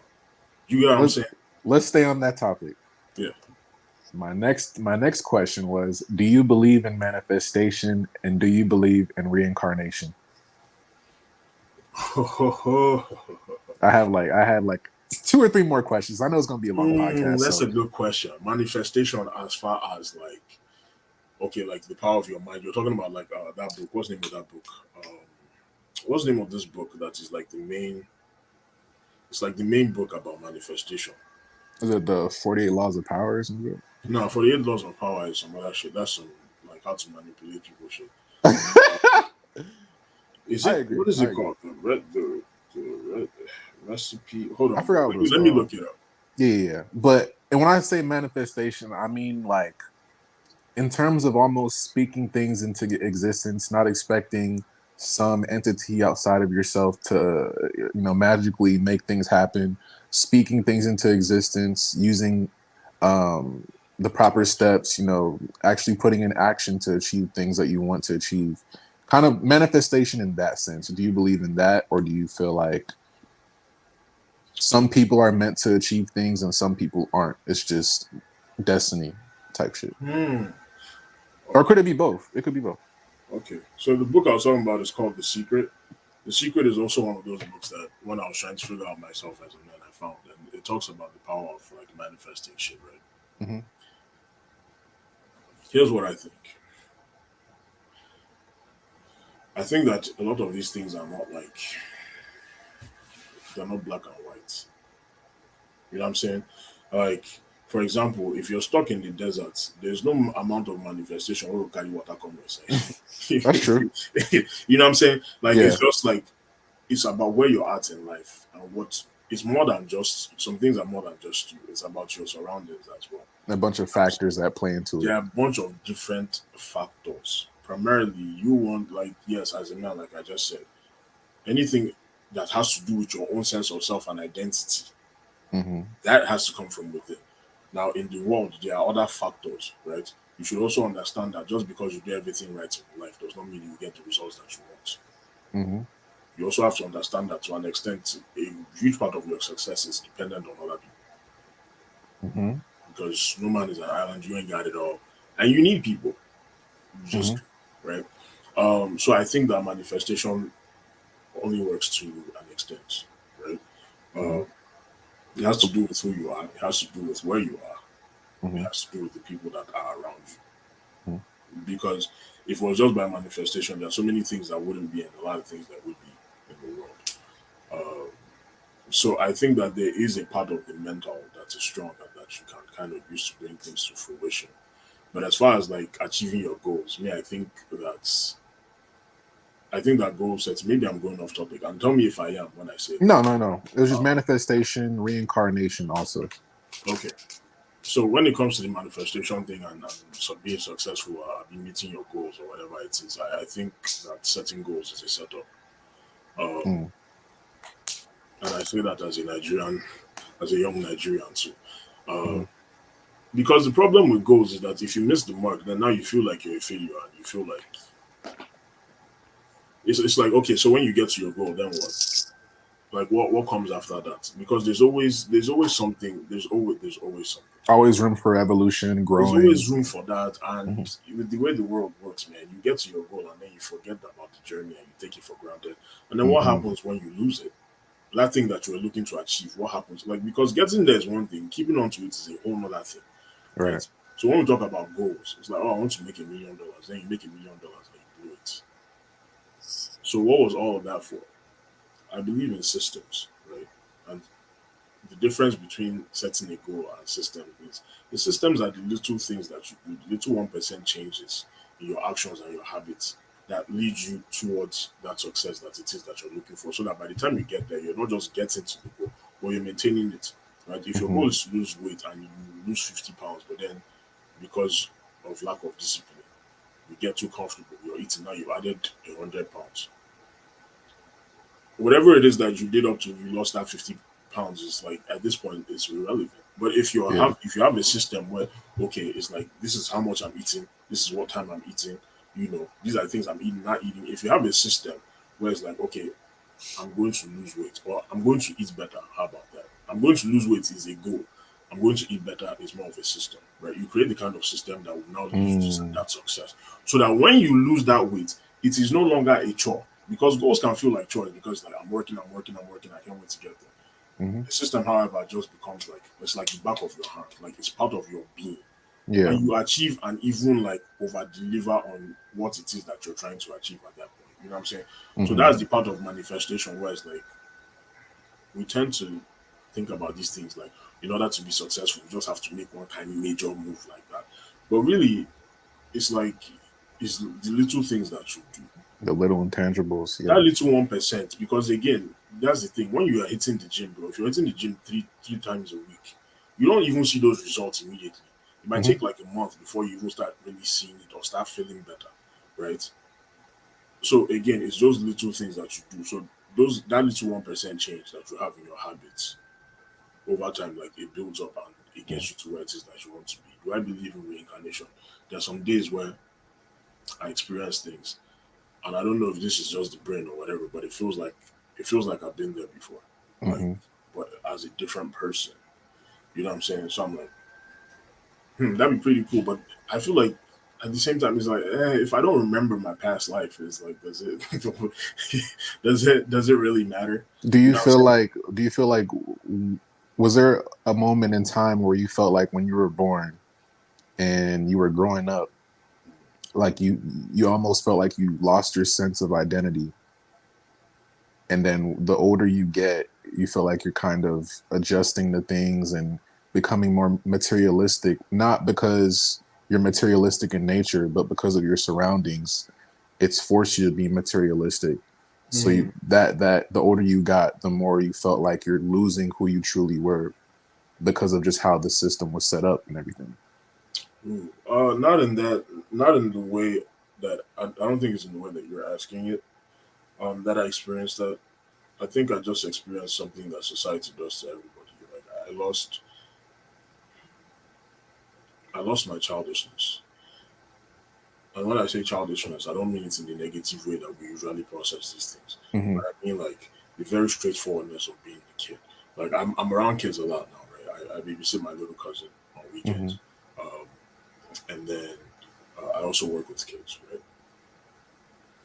And when kids just say stuff matter of factly, I'm like, man, I miss the days when you really just say what it is that was on your mind without saying too much. Kids will just they'll give you like a 3-word bar, but like it's loaded because you process it without the kid having to say more, without them having an understanding of big words. Like you just get it all, and like it's honest. Yeah. Like, kid will come out, kid will come out to me and tell me that my stomach is big. You know, he's like, you have a big tummy, and you just be like, yeah, I know that, thanks. But then you think about it, like amongst adults, you can't do that. Yeah, you're not supposed to do that, right? Or there's the childishness or childlikeness of, oh, I want to be an astronaut. When there's nothing wrong with wanting to be that, but as you grow, the world tells you to grow up. Yeah, that you need to be more realistic. It kills your dreams. So in that way, right? Absolutely, I definitely experienced that. I experienced that like at some point. I don't know if I felt like Michael Jackson. Like I wasn't allowed to enjoy some parts of my childhood. But like, I remember asking my dad one time, I wanted to buy a PSP. It must have been like maybe like 10, 11. yeah. My dad was like, "Oh, aren't you too old for that?" I'm like, "We go wait, they want me. Like, if you know I'm bad, don't say which one is like it's like this is exactly what I'm supposed to be doing at 11. Like, Yeah. But in the larger context of things, that's kind of what the world does to you, and it kills dreams like that. Instead of encouraging you to be more artistic and to pursue, like it kills your creative side. It kills that creative side, especially within a Nigerian/African context. Right? It's like get real, or people project, the things that they weren't able to do. Like they feel like you should be able to do things you want. Like you need to go up faster. And, stay in the box, not think outside of it. Yeah, but why are you rushing to pay bills around the clock? You know what I'm saying? To slave around the clock. Like what are you really? I allow people the freedom. So in that way, I definitely lost that as a kid. As I was growing up. And again, that my search was a search for masculinity, because I grew up around mostly women, and so I soon realized that I'm like, man, I'm a little too in military school. I realized I'm a little too emotional, and I knew it because people be yabbing, they will yab me, and then like out of control, but just tears would just start like rolling down. Not because I wanted to cry, but it was just I was like, yo, this doesn't feel right. Yeah. You know what I'm saying? So as I grew older, I got tougher skin. Then I now became the worst yabba. Like I was like just like killing niggas on like in school and stuff. But again, I'm coming back to Chicago. I was like, I need to develop myself as a man. I was still a boy, but I was like, there's so many things about myself I want to change. So I say that to say, even if you lose yourself, that's important. It's up to you. It's your responsibility to find that. You know what I'm saying? There's a saying. It goes once a man, twice a child. Right? And it's real. That's a tweet, nigga. That's a tweet. It's a bar, bro. It's a bar. You're only a man like once in your life, and it's a very short period of time. Because first you're a child, and everybody else is calling the shots for you. And then you get too old to start use the bathroom by yourself. You know what I'm saying? You start wearing Pampers, or you can't go nowhere. You can't go to the gym. You can't do too much, and then you need caretakers again. You know what I'm saying? So it's like, don't let other people that keep telling you what it is that you should be doing. Man. Find yourself and make these moves for real. Exactly. So, would you ever think about, because again, I'm not gonna dick suck, but again, I do think your perspective, your mentality, how you convey your thoughts. I wish more Nigerian people were kind of like that, but I do understand there's a certain mind state in Nigeria where it's kind of like they think like a bot almost, like I have to go to school, I have to be a doctor, I have to do this. Yeah. And it goes back to that creativity point. Like Nigerian parents, they kind of just kill the kids' creative side. They have to do things a certain way, and it does teach you discipline to a certain extent. But it's like it's overdone to the point where, again, like you said, like it feels like you have to fear your parent, just to please them and make them happy. And even when you do, even when you do to a certain level, they're still not happy. Right. Would you ever? But would you ever think about working for like a company in some aspect?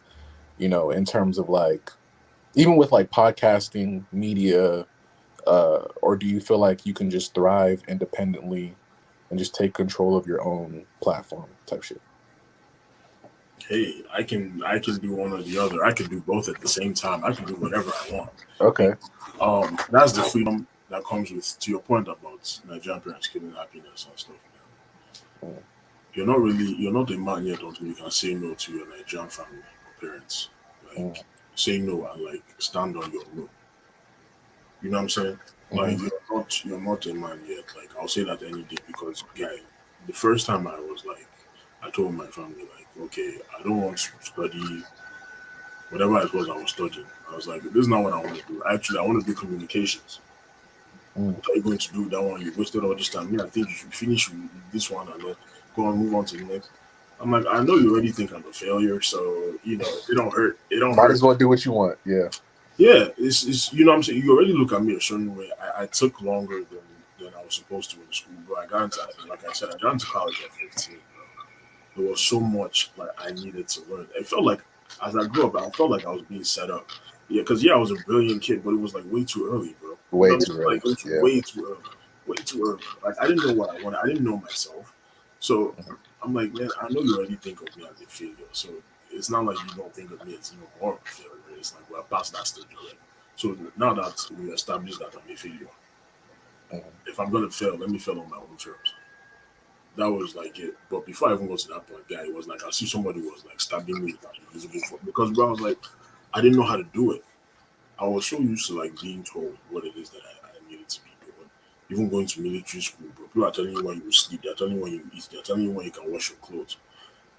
In the larger scheme of things, Nigerians don't think about how these things affect your mentality.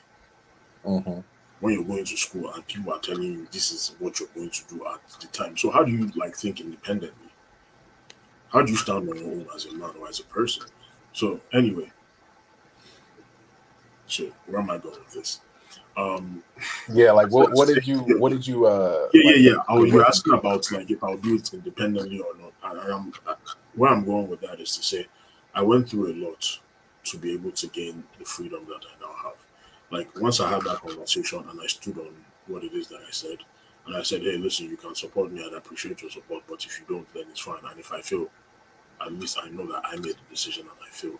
As opposed to me failing the past few years, and it's because you are telling me that I need to be taking 7, 8 classes at the same like in one semester when it's like this is not Nigeria and it's not, you know what I'm saying, it doesn't make sense to do that. So me getting to this point to even put myself in the box like that, it's like I can start with a company and if the terms are right, it's like we'll make it happen. And if I can use that to fund what I'm doing independently, great. Right. I'm even in the works, like I have some stuff going on behind the scenes that is like have like any brand deals or anything like that? Not exactly. More like independent, like like a partnership type thing. Okay. Trying to start something because I believe in being the change that you want to see in the world. And at the end of the day, and I think that there's like a very open market right now. Again, podcasting is relatively new and young, and there's a lot of space, man, for Nigerian creatives. So I and a few other people are working on some stuff to like long term. This is not like it's going to happen next month type thing.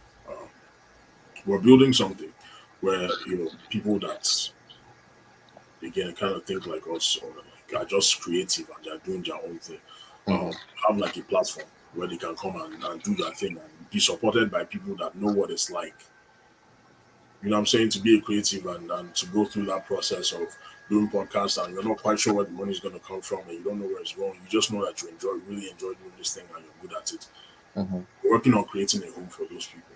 And I know it's going to be a success because at the foundation we're getting a lot of good shit done so far. Yeah.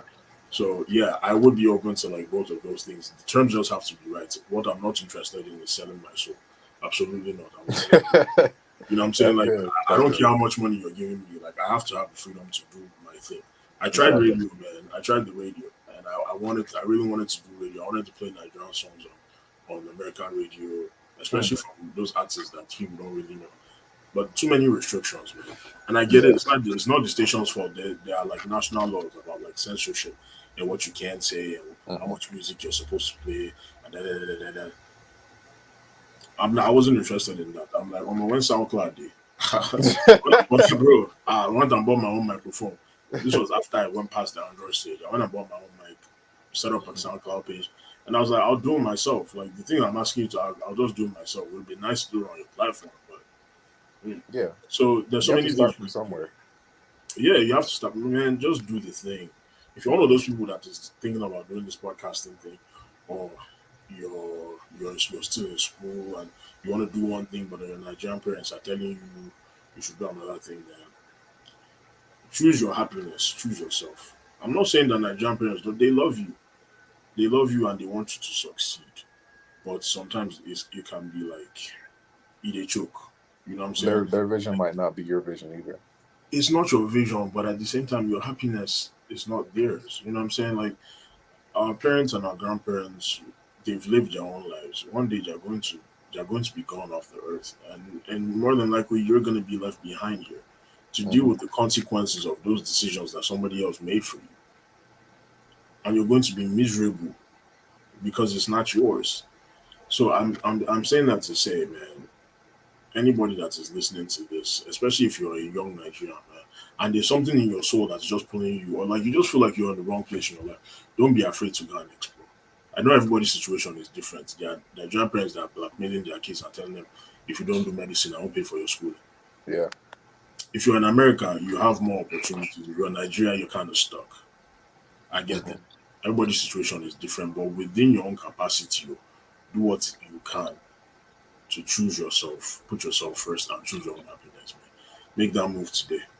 That's a fact. So, shit, I guess last question is, what is like the end goal in doing the podcast? Because again, I want to reiterate this again. You know, I seriously think you have a voice that really needs to be highlighted, needs to be heard. So I do see a lot of great things coming for you in the future. But where do you see the end goal of your podcast going, and where do you see yourself maybe a year from now, maybe August next year? Okay, where do I see the podcast going? Man, I see the podcast going hella places, man. But going a lot of places and maybe going nowhere. And I say that to say whatever it is that happens with this podcast, right? So as long as I'm alive and breathing, something gonna be popping. I've come to, like, even though the podcast is my baby, I've come to understand that everything is coming from here, right? So I created the podcast. It's the same man that created that podcast that can create other things. So I'm not limiting myself to just the regular show, right? I'm thinking of myself now more as like just like a media person overall. So I can run a Twitter space and maybe I'll name it the Regular Show, but it's not the Regular Show podcast, it's the Regular Show space. Or I might end up doing something that's music related. I might end up working with a different company. I might be at Apple Music, doing something or curating playlists or that kind of thing. But for me, so far with the podcast, the main thing for me, I don't know how it's going to end. I don't know when it's going to end. But the biggest thing for me is impacting other people's lives, man. I want people to listen, like this kind of feedback that you're giving me. I want people to listen and just be like, yo, like that makes sense, and like learn something and apply it. That's the biggest thing. I'm not just talking to talk. I want people to, like, the people that this message is like really hitting, I want them to apply it, because knowledge is not power. Forget what it is that they told us. It's the application that is the power. Because if you carry on for head, you know, use them. What use is it? You know what I'm saying? So the things that I'm learning, I'm giving to the people. That's my gift. I'm not trying to save the world, bro. I'm not one. I don't have a savior complex. I'm not one of those people that think I'll go to Nigeria and I'll change the whole system. We don't did there how many years? Which, like, is it in our lifetime that it will change? When there are so many people that are invested, like their whole livelihood is based on the corruption that's happening in the country. The things that I'm doing, honestly, I feel like I'm trying to create change that my grandchildren will enjoy. Mm-hmm. The kind of changes I want to see in Nigeria, the kind of changes that I'm exemplifying, I don't think that it is my generation that will really enjoy it. I think it's my kids or my grandkids, more than likely my grandkids, because these things take time. And I'm fine with that. Like, I've come to terms with that like a long time ago. I just want people to listen to the content of the podcast, man. And I want it to change their lives. I want people to, like, even if you don't hit me up, it would be nice if you hit me up and say, hey, bro, this thing you said, I started doing something different. At least, like, it's nice to have those testimonials. But even if you don't tell me, like, at least you know, and just apply it and make some shit shake, man. I'm not. I don't want to just be that person sitting down and complaining. But what you gonna do about it? If you ain't gonna do shit about it, then stop talking about it. Stop bitching. You know what I'm saying? So I want people to just take action. With Okwuchi, it's like it has become a brand. Okwuchi is not a brand. Like, I'm just a media person. So you see me everywhere, just talking. My timeline is mostly about, like, I'm talking about on my feed, I'm talking about mostly music, but I'll talk about like life stuff too, because I can, and because I have some kind of experience. And I just hope that people keep learning, man, and I open people's eyes to different realities, and just to let people know, especially that whatever it is you're trying to do, you can absolutely do it. That's a fact, bro. And hey, man, anything, any way I can help, bro. Shit, don't be afraid to let me know. I know a lot of people. I have a lot of connections in the basketball community, music community, different communities. So don't be afraid to ask me if you need any help, any advice. I'm always here, bro. Because I see a lot of potential. Um, I'm gonna continue watching the pod. I like what y'all were talking about. But yeah, Yeah. man. For real, I definitely, I'm trying to be more consistent. It's just, there's some other life stuff. yeah, you got to be way more consistent, bro. I Upload some know, shorts or that's something. like, that's the biggest command that Do I have. you have an Instagram? I have an Instagram, yes. My Have you Instagram. thought about like maybe uploading like reels? I've done that on the Irregular show. I've actually done that quite a few times on the Irregular show Instagram page. Mhm. I've done reels. Sometimes the videos are longer, so it's just like regular Instagram TV Mhm. type things. But Do you put captions in those reels, like as you talk? the last one that I did, yes. The other ones, no. Mhm. But I do see the importance of having captions because it helps. Yeah. Like, when I see other people's reels, I'm like, I like that I can kind of like read along with what it is that this person is saying. Mhm. It's just like most of the responsibility is on me. So, like, It is a lot of work. Yeah, it's I a lot of agree. work, man. When you're the one that is editing your own episodes, and I had a like nice setup before with my whole, like, my engineers and stuff like that. But Mhm. again, people have different things going on in their lives, and I was like, man, I feel like every time I take like 5 steps forward, like something Yeah. reacts back like 2 steps backwards. But Yep. that's life, man. You roll with the punches. So I'm trying to get into that mode where it's like, regardless of everything that's going on, I don't want people to be able to tell that I'm going through it. Like, just put out the content and like let it fly. So I'm trying to be more Yeah. consistent with that. Um, I was talking to a few listeners like over the past few weeks, and they were like telling me, like, man, like, just continue talking about the live stuff on the regular show. If you're going to do music, do something else. I'm like, okay, so that's why I was like, I took their advice because I'm like, you people know what it is you enjoy hearing from me. So um, I'll try to be more consistent with that. That's where I see myself in a year. Um, Definitely, like, made a lot of progress with this network that me and my guys are like working on right now. Definitely in a space where I'm like dropping more consistently. By that time I would have moved to a new space, set up my own in-house studio again, but like with better equipment and stuff. Um, and I see myself being more in the music, like Afrobeat space, man. Okay. I live in Chicago, which is like a major city. When these artists come to perform, the plan is to actually be there and be the person that they, like Nardwar. Do you know Nardwar? Nardwar. I was gonna say maybe like an Adam 22. Maybe like Adam 22 minus the only fans and tattoos. Yeah, obviously minus all that shit, man. Hey, you gotta do what you gotta do, man. I ain't knocking it. That whole Adam 22 thing. Shout out to him. I remember when back in the day I was like really when academics had just started his Twitch thing. Back then Twitch was not hot like that. Mhm. And Lena, Adam's wife, like came on there, and like academics was like, "Yo, you should just start like OnlyFans. He was telling her something about like she was essentially saying she would never do it and blah blah blah. And it was just funny because as time went on, clearly we saw. Yeah, obviously. Yeah, we know what happened with that. So when I think about it, when I say Adam 22, sometimes I just remember like, interesting. I think they have like their own. I think he has like his own like sex content podcast too, where he interviews porn stars and whatnot. I think it's all on the same. I think it's all on No Jumper. Or did he create a separate one? It's like a separate thing because do you know Poetic Flacco? No. He's kind of like a DJ Academics clone. I guess that's what people say. But what you say is his name again? Poetic Flacco. No, I don't know him. Definitely don't know. He does this. He has a show on No Jumper, the Monday show, where he invites like hip hop guests to talk about hip hop commentary, shit like that. And kind of similar to Academics. Okay.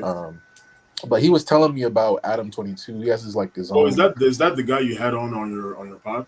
Yeah.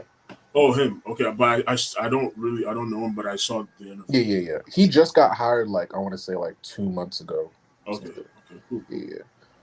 But he was talking about Adam 22 having like almost like a podcast where he would interview other porn stars and he would do like a scene with them after the podcast, and he would upload it to Patreon, and he would make money off that. That like completely separate from No Jumper.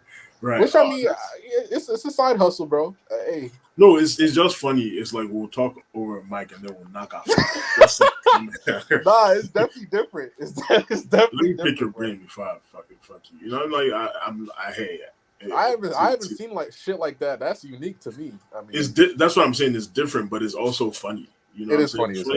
Like just the idea of it. But I guess that's kind of how dates work sometimes. I don't know. Yeah. But it's like you're coming on the pod knowing that after this we're gonna have. I think it's pretty interesting. Yeah. I might check it out. Yeah. And make sure you can check out Poetic Flacco. I think you might like his commentary. I think he keeps on saying he's Liberian, but this nigga told me he's like half Nigerian. I'm like, bro, if you don't claim that Nigerian shit, bro, man. So he's Liberian and Nigerian.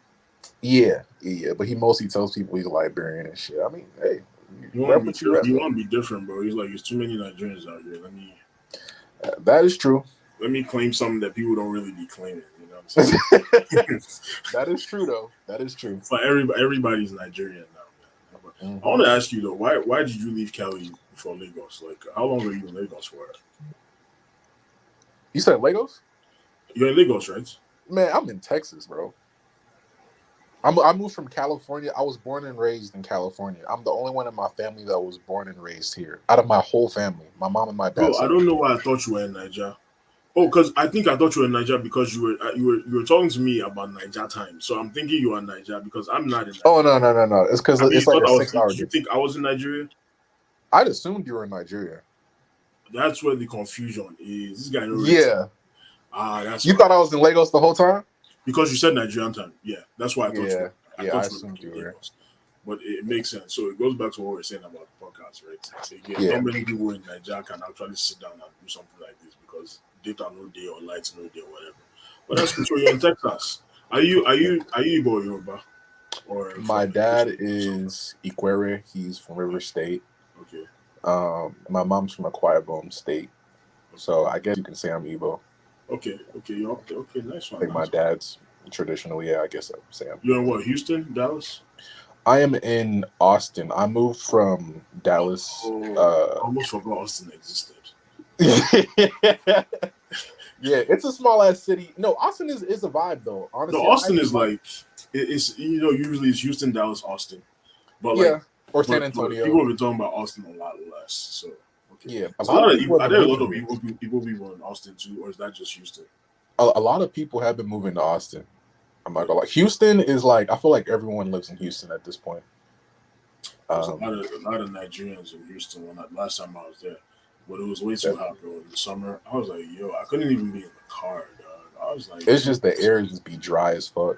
Bro, the dashboard hot as hell, wheels hot. You know what I'm saying? Like everything just hot. I'm like, nah, bro. Like, bro, it was so bad. I couldn't even like get into the car. Like, had to turn on the AC, close the close the door and like let it sit for a little bit, then come back to it. The heat was mad, man. But you guys, it's not like that in Chicago, so I definitely understand. Absolutely. Even when it gets hot, it's never like that. And yeah, we have to deal with the cold more than anything. Okay, so you're not in Nigeria, because I was gonna ask you like, why are you in Nigeria right now? But you're not in Nigeria. You moved from Canada. Man, I haven't been to Nigeria since I was 9, bro. Oh, okay. Do you miss it? Of course, bro. I low key want to go during the holidays, maybe during Christmas, because my birthday is December 17th. So maybe that entire week, I just want to go there for Christmas. Maybe go. Bro, if you ain't booked your ticket now, you ain't going. I don't even know where my fucking passport, bro. I'm saying, maybe that's going. That might be a next year thing for you. It's if you ain't got your ticket now, you're not going because the ticket prices are crazy. Right, you're not going. Hey. Yeah, you definitely, bro. You know how many times I told myself that, oh yeah, I'm gonna go in December, but it's like September, dog. You have a Nigerian passport? I have a Nigerian passport, yes, and I have my American passport. I just renewed my Nigerian passport as I went to Nigeria. I was gonna do like the 10-year one, but I guess they didn't feel like doing that for me, so they just asked me to do the 5-year one. I was like, all right, cool, whatever. I think my dad might have my Nigerian passport. It's long expired by now. Yeah, bro, you're gonna have to, because the embassy here is not reliable. But the good thing is, they have a law in place. You can, if you have an expired passport, you can travel with it and then renew it to Nigeria. That's one thing the Nigerian government got right. So yeah. That's very true.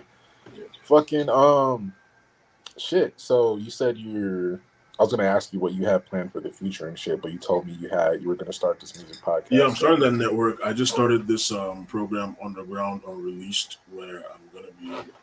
It's just like for interviewing those underground Nigerian artists, right? Because again, I talk about 2 and people don't even know that somebody wrote Shopping Spree for David. You know, that kind of thing. So he, on the episode, he talks about how the song came together. Talks about his relationship and his own music and that kind of thing. That's what I want to do for other Nigerian artists that I listen to, the ones because at least for right now, I'm only talking to people whose music I actually enjoy. Maybe as time goes by, I'll be a little bit more open-minded. Talk to people whose music I might not enjoy, but whose perspective I want to get. But I just want to give that platform because that's always been my thing. So yeah, that's what I'm working on. The Irregular show. Once I have this like studio situated, I promise, guys, it's going to be back. And I keep telling myself I'll address my listeners and be like, hey guys, like here's what it is, like. But I just haven't. It hasn't happened yet. But the reason why I haven't been recording episodes is because, for scheduling reasons, I haven't been able to use the studio I was using before. So that's like a whole nother like now I have to like figure something else out type shit. But I do plan on bringing it back and like consistently giving people the truth and the message that me and my guys have been giving them for real. So. Yeah, bring that shit back, bro, because that shit was interesting. I was watching, I was like, okay, I fuck with it. Did you know what's funny? I don't even remember. So you're watching it on YouTube, right? My TV's right here. I was watching like the first 30, 45 minutes, and you brought, I think, another guest on. I think I forgot who you said his name was. But you said like he helped you or gave you the idea of starting the pod, I think. No, bro. Nobody gave me the idea to start the podcast. Okay. If the person was there, it means that they probably helped me. They helped you with something. I forgot what you said though. Was he a Nigerian guy? It was a Nigerian guy. It was 3 of you guys talking for like. Oh yeah. Taiwo was. So when I was talking about in university, right? When I was talking about like in college, where my guys were like flaking on me and stuff, he was one of them. So I think that's what I was saying. I was like, yo, when I was trying to start this thing, he was the first person, one of the first people that I did like a sample episode with on my phone, but he just really couldn't commit to it. So now we got into a groove. Then the studio thing happened, and I'm like, okay, that kind of thing. But yeah, bro, it'll be back soon. As soon as we sort out some of these things, we'll be back on camera. You know what I'm saying? Because now video is like the next stage. I've done the audio thing for a couple of years. Yeah. Have you thought about like streaming? Because it seems like you have like a decent place to stream. You know what I'm saying? You got like the game. A little bit. That's the thing too. So it's like maybe doing reaction videos to Afrobeats music, maybe. Okay, I definitely don't want to do the reaction video thing. Okay. Everybody and their mama doing that, bro. Like That's true. That's true. Bro, everybody's doing it. And the thing is, like, it's kind of gimmicky to me. So you'd rather do like kind of like the academic style where you kind of like talk about the topics that matter to you, maybe more so? Would you be open to something like that? Because I feel like streaming. Because to me, academic style is like, okay, it happened right now, like within 30 minutes to an hour. Like, I'm talking about it. I don't think so. I get that kind of energy, bro. I also don't feel like I need to talk about everything, but it's funny because ironically, I've realized, like, especially on Twitter, bro, the people that get the most followers are the people that have commentary on every single thing that is happening on Twitter. That's a fact. How you got an opinion on everything, bro? Like, yeah, you don't need an opinion on everything. Yeah, bro. Some things I just look at and I'm like, I don't even want to talk about that. But things, like, that's how they have like a great following. Like, if today Twitter claps your account, like, people will find them on the next one. I respect that, but it's just not my style. I think for me, it's just like. Would you ever consider doing a podcast by yourself? or do you feel like you need other? Do you feel like you need other people to bounce ideas off of, like have conversations with? Not that I need them, but I prefer having other people. When I started the podcast, man, I was like, I don't want to just be talking like by myself. I don't know, man. Just like if I'm editing content and it's just my voice the whole time, it's kind of like, you know, if I wanted to hear myself talk, I would just talk to myself. I don't know, but it's for me, it's more than just talking, bro. It's more about getting other people's opinions, learning something in the process, right? So you challenge my opinions or my thoughts on things. I'll challenge yours. I'll pick your brain. You know what I'm saying? And that, I think that helps give like a more productive conversation. There are some people that are really good at just talking by themselves, man, bro. I think podcasts are supposed to be like an hour plus. I don't really do the whole 20-minute, 30-minute podcast thing. Yeah. I just feel like it's not really my group. Maybe one day, bro. Maybe one day I'll just sit down and actually do it myself. I don't know. I've thought about it, bro, but I don't know. It's just like maybe you think it just depends on the content you're talking about? I think that's also another thing too. I think maybe there are some times where I can just sit down and just be like, hey guys, this is my thought on this, and I think this is this and that. And maybe it'll work. You know what I'm saying? That's gonna be my next challenge. Because really I'm stuck in that mindset of like, okay, I really enjoy just chopping it up with other people. So that I can know what other people are thinking, bro. Because sometimes it's so easy for me to forget that other people don't think like that. Yeah. You know what I'm saying? So it's always like nice when I hear somebody say something outlandish because I'm like, wow, you actually think like that. A couple years ago, one of my boys told me that he thinks the earth is flat. And I was like, that's such a pointless conversation, in my opinion. But pointless too. It's like so random, bro, because it's like, dog. Yeah. What else do you think? I know. The same friend of mine was also he also thought like he believed in that whole 5G thing. You know what I'm talking about? Yeah. With COVID and yep. He thought it was like a conspiracy theory, and then he caught COVID. Yeah. But yeah, it's just interesting hearing other people's thoughts, bro. Because again, for me, somebody came up to me. I was at a train station. I was going to the suburb, and he was like, "Who's?" I had on the Jesus piece, and he was like, "Do you know the truth?" He was like, "Who's that?" I'm like, "Oh, well, it's Jesus." And he was like, "Oh, do you know the truth?" I'm like, "What truth is that?" He was like, "Oh, that the earth is flat." I said, I don't know if that's the truth. What I do know is that it has no bearing on my salvation, because I don't think when you reach heaven's gates, like your bros J will be like, be flat or round, you know, like you know what I'm saying? Like I've never heard like I don't think people go to hell for not believing that the earth is. I don't know. It's like man. So I always think it's nice to get other people's opinion. Yeah. The problem is when you also have people around you who also soak up your own game, where they think a certain way, we tend to kind of exclude the world, because there are people out there with a lot of crazy ideas about life, man. So maybe eventually the Irregular show will expand to have those kind of people, I just don't associate with them in real life. So that's the problem. Why I want to find them. You know what I'm saying? Maybe Yeah. mental institution somewhere. I'll just go and grab somebody as a guest and they'll talk about this shit. But yeah. But what do you enjoy the most about listening to the Irregular show? Well, I clicked on your Twitter link. I think it was like a pod from like a year ago, and you had some woman on there.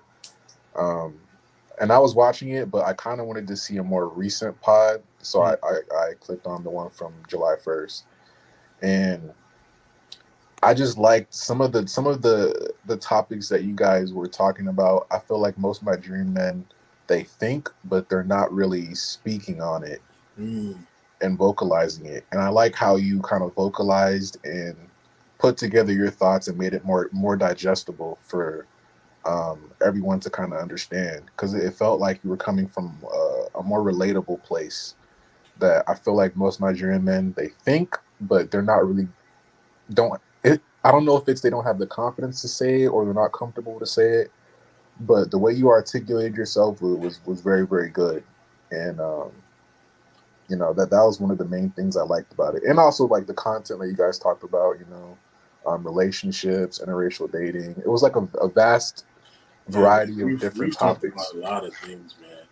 Mm-hmm. The next big topic I want to discuss is like erectile dysfunction. Okay. Hey, I think it's some real stuff. Even if that's some shit that niggas don't want to talk about, but that's real. Yeah, but somebody is having these conversations somewhere because I know like it's a real thing. You know what I'm saying? It's kind of like we're talking about the 4.0 GPA Nigerians, and like how people think those are the only ones that exist. But it's like, hey, some of us kind of fucked up, Like, but it's a thing. Like, if you've ever like your first time, maybe not even your first time, you're just like blown away by a woman, and like it just it was like your mind and your body were not on the same page. On the same, yeah. That's real. How do I know this? Is because I opened up about it first. Sometimes people are waiting for you to start the conversation. That's the truth, bro. Because niggas might feel like they're the only ones who have that. And one day I was just talking to, I was like, bro, hey, I have this issue, and like it fucked me up. And my bro was like, yeah, bro, that happened to me too. I was like, really? So we just talked about it. That's brotherhood too. We haven't talked about that topic on the Irregular show yet, not in depth. But we've talked about brotherhood, right, and masculinity, right, and that's where like you make the connect when you have that kind of safe space. You have like boys that you can actually like talk to about, because these are real. Again, it's a real issue, bro. You know what I'm saying? It's a real issue. Niggas go through it. If niggas weren't going through it, then Viagra and other pills like that would not exist. You know what I'm saying? So if you don't talk about it, how you want to understand what's the cause of it, and how you get over shit like this. But I think it'd be hilarious because I know it's going to be I know it's going to be a very uncomfortable conversation for people. Yeah. To have. But they need to hear that shit, bro. Yeah, and I think it's going to be fun, bro. So I think it'd be a very fun conversation. When do you? So I know you're doing the music shit this coming Monday. But when is the next time do you think you're gonna upload on the regular show podcast? Whenever you get a studio, basically, you're just gonna get right into it, or you're just gonna kind of plan out how you want to. You know what's crazy? I actually have some episodes that I'm sitting on. Yeah, it's weird. Like sometimes you record and then it's like time just kind of goes by and it's like it never gets dropped. So I might upload that. But I'm thinking the best bet is like when I sort out the studio situation. Because I'm not even in the place yet. We're recording remotely with my guys. Sometimes it gets weird because like audio fuck ups on their end or that kind of thing. So I'm still about the quality of the content. Even though the content itself is great, but the quality of the audio itself is also another thing. But you know what? When I figure it out, I'll let the people know. Let me just say that instead of all this long yells. When I figure it out, it might be an old episode, it might be a new one. But when you get a chance to listen to some of the older episodes, I would like to hear some feedback from you. Definitely. Once we get off, I'm definitely going to listen to the rest of the.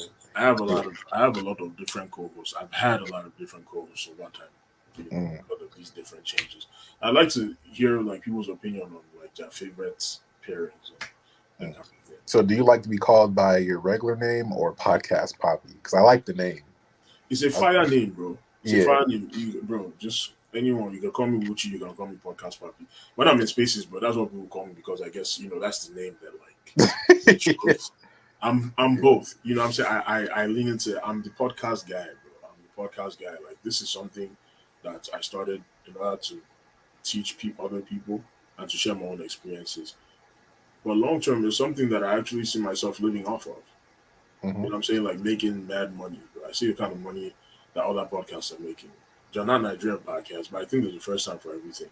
So I also want to be that guy that people are like, yo, this guy is making like 6 figures a month. I saw with Flagrant, Andrew Schultz thing. Yeah. His Patreon. I saw how much they were making a month. Man, I heard about that. Over $100,000. I think probably more now. Probably more now. When I checked it, I think it was like last year, right? Last year or 2 years ago. Over $100,000 a month. This is just off you hop in the studio, you're sitting there with a mic in front of you, and you're just talking to your boys for like 2-3 hours. And that's his side hustle. He's a comedian. He's a comedian, bro. I feel like the comedy is now the side hustle because he does the podcasts. He does Brilliant Idiots and Flagrant more than he actually goes out to do the stand-ups, shows, right? So it's like comedy is now the side thing. Like that's what he's making money off of, bro. Yeah. And I'm like, I looked at that and I was like, one day that's going to be me. Facts. I didn't start manifestation. It's facts, bro. But you have to add something. You guys add Maggie to your manifestation. You know what I'm saying? Like if he cooks you with vibes. You know what I'm saying? Like you have to. That's the part I'm talking about. Is like the little subconscious things, and I think that's really what manifestation is at the end of the day, man. The little subconscious things that you do to attract certain things to you. Like I believe in things like energy and all that kind of stuff. I do believe that there are things that you will do that some things will now come quicker and find you. That is true, but you have to be doing something, man. You can't just be like, it's all indecisive and think it's just gonna come to you. You think it's just by pray. Some things that you are gonna pray to from now to tomorrow, it's not gonna happen. You gotta make them moves, bro. I think that's what manifestation is. The subconscious things that we do in order to give ourselves a greater chance at success. You know what I'm saying? Like, that's a fact. The things that we don't really know are really playing out, man. And we also have to understand too, a big part of success is luck. People don't talk about that. A big part of it is luck. So I think manifestation is also a way of God telling us that even when you think you have all the power, you get the power, you pass your own power. Right? Everything is not down to you. Some things are down to some external forces. So just pray that you're on the right side when those forces can come into play. That's a fact. Hey, bro. Well, the regular show merch is coming. This one is just like the first one I did. Okay. The people that I showed it to are not really regular show fans. They're kind of like, they don't know. But for me, it's irregular because it's irregular. Yeah, I'm working on some other designs too. Okay. Doing like merch and stuff too. So definitely next year, a lot more merch. I'll be doing like hoodies. Summer is almost over, but some t-shirts and stuff like that. So I'll be expanding on that towards time goes by. I fuck with it. Hey man, it's my longest interview I've done, most intriguing interview I've done. Hey man, again, whatever I could do to help out, bro, let me know, man. Bro, I hope the whole thing actually makes it on your channel because this is it was a really dope conversation. I'm gonna upload all this shit. I'm gonna promote it. I'm gonna make mad reels. Definitely, bro. It's a lot of good game on this, and I appreciate you for reaching out. Definitely, because, bro. Again, I think a big part of the problem sometimes is people see somebody that they like, and maybe they're too prideful, or they're scared that the person isn't gonna want to fuck with them or something, so they don't ever reach out. But you actually reached out. Told me you wanted to do the interview, and I'm like, hey, I can't do it this day, but let's make it happen. You know what I'm saying? So it's nice to have these kind of conversations. And shout out to you for what it is that you're doing. You have like a wide variety of guests on your shit, so it's not like you're not boxed in that way. You know what I'm saying? You have any and everybody like just creatives who I'm guessing who stuff that you're inspired by, who you just really want to find out stuff from. You have a platform, and I think it's really dope. So thank you for having me. You asked me some really good questions that like make me like sit here and think like, Yeah. I made sure I took notes, bro. It took me an hour just to think of all the questions I wanted to ask. You know, bro. So even that reincarnation question you asked me, it's funny because recently I was thinking about that too. I was like, you know what I'm saying? Like I wonder what I was before, but then I'm like, I caught myself. I'm back in the present because I'm like, man, if I can't remember anything of what I was before, then it's just like whatever, you know. Yeah. Let me the Okwuchi that I know now and that I remember. Let me make the best of this one, so that by the time the next version of me is out, maybe that person will have a better foundation in life. Funny story. I was working a few years ago. One white guy said his girl reads like palms or some shit. She does all this card reading and all this other shit. And then Baba was saying like in his past life he was an Egyptian scribe or something. I'm like, yo, white boy, like what are you talking about, bro? Like, are you mad? You know. And this was when the Black Panther movie came out. So when we'd be at work doing this corny like Wakanda Forever thing, yeah, like just not just Africans, but like Africans, Black Americans too. Yeah, each other, like we do. Yeah. Baba will not be joining in. I'm looking at him like. When he said that shit about being an Egyptian scribe, bro, I was like, you want to be black so bad, bro. I swear. Like, be yourself. I don't like people like that, bro. Yeah. Just people that are just weird. I've met some black people that think they're Japanese because they don't watch anime.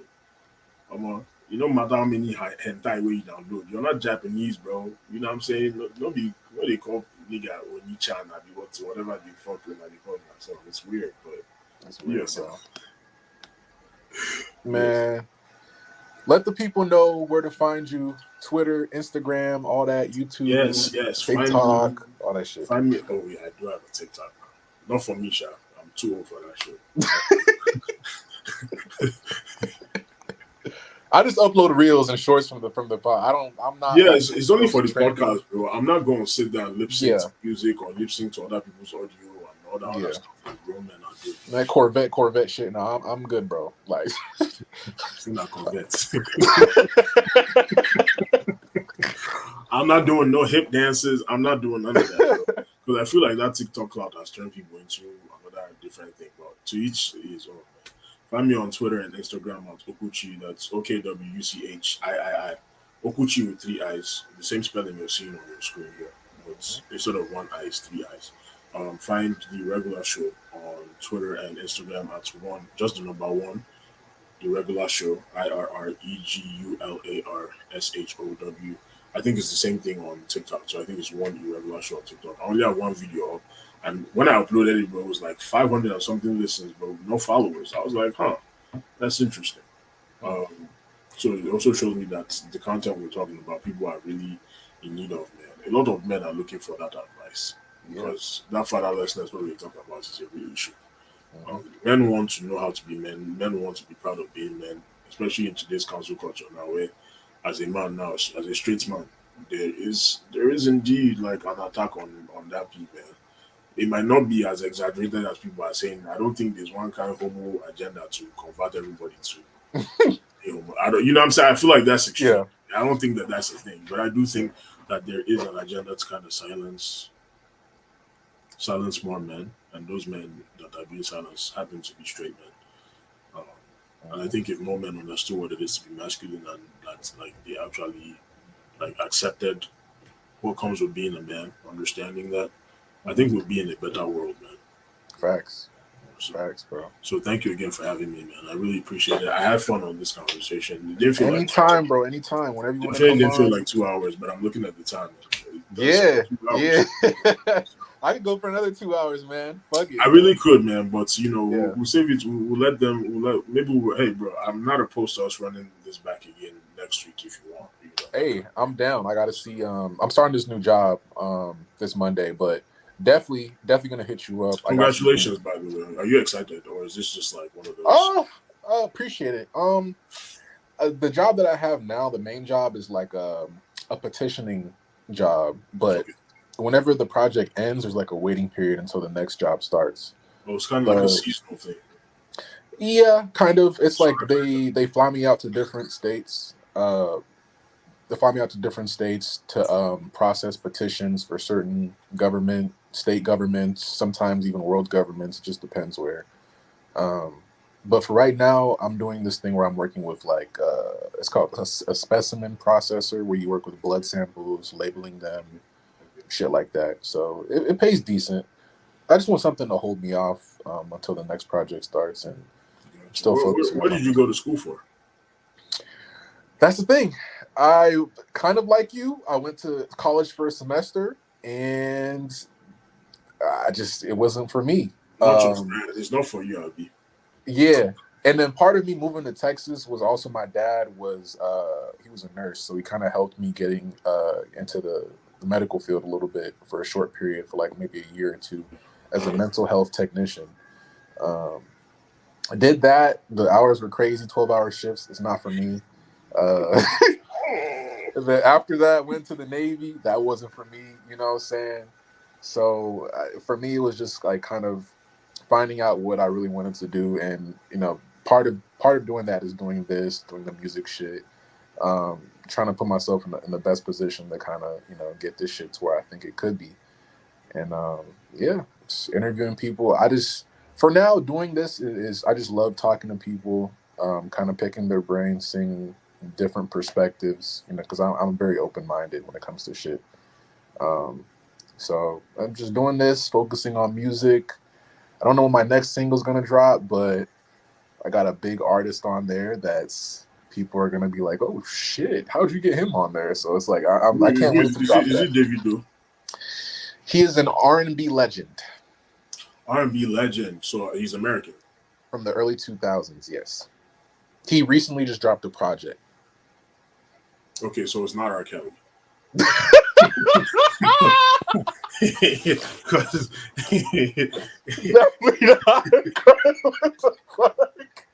that timing was crazy. That was good timing. I ain't gonna lie. That shit had me tense. Okay, I'll say his name starts with an N. was it M? An N. N? If I was to say he was on the Joe Budden pod, I'll leave it like that. He was on the Joe Budden podcast. He was a guest recently on the Joe Budden podcast. I'm not gonna say who it is. You probably already know who it is if you're listening to, but my next single will have him and then another artist from California. Um, I can't wait to drop that. It'll be pretty. Who is this? Hold on, let me go. But thank you for watching the MicDrop Podcast, guys. Why did they rush? Who is this? Thank you, Podcast Papi, for coming through. Again, you're always welcome. I'll let him ponder and figure out who it is. But thank you guys for listening.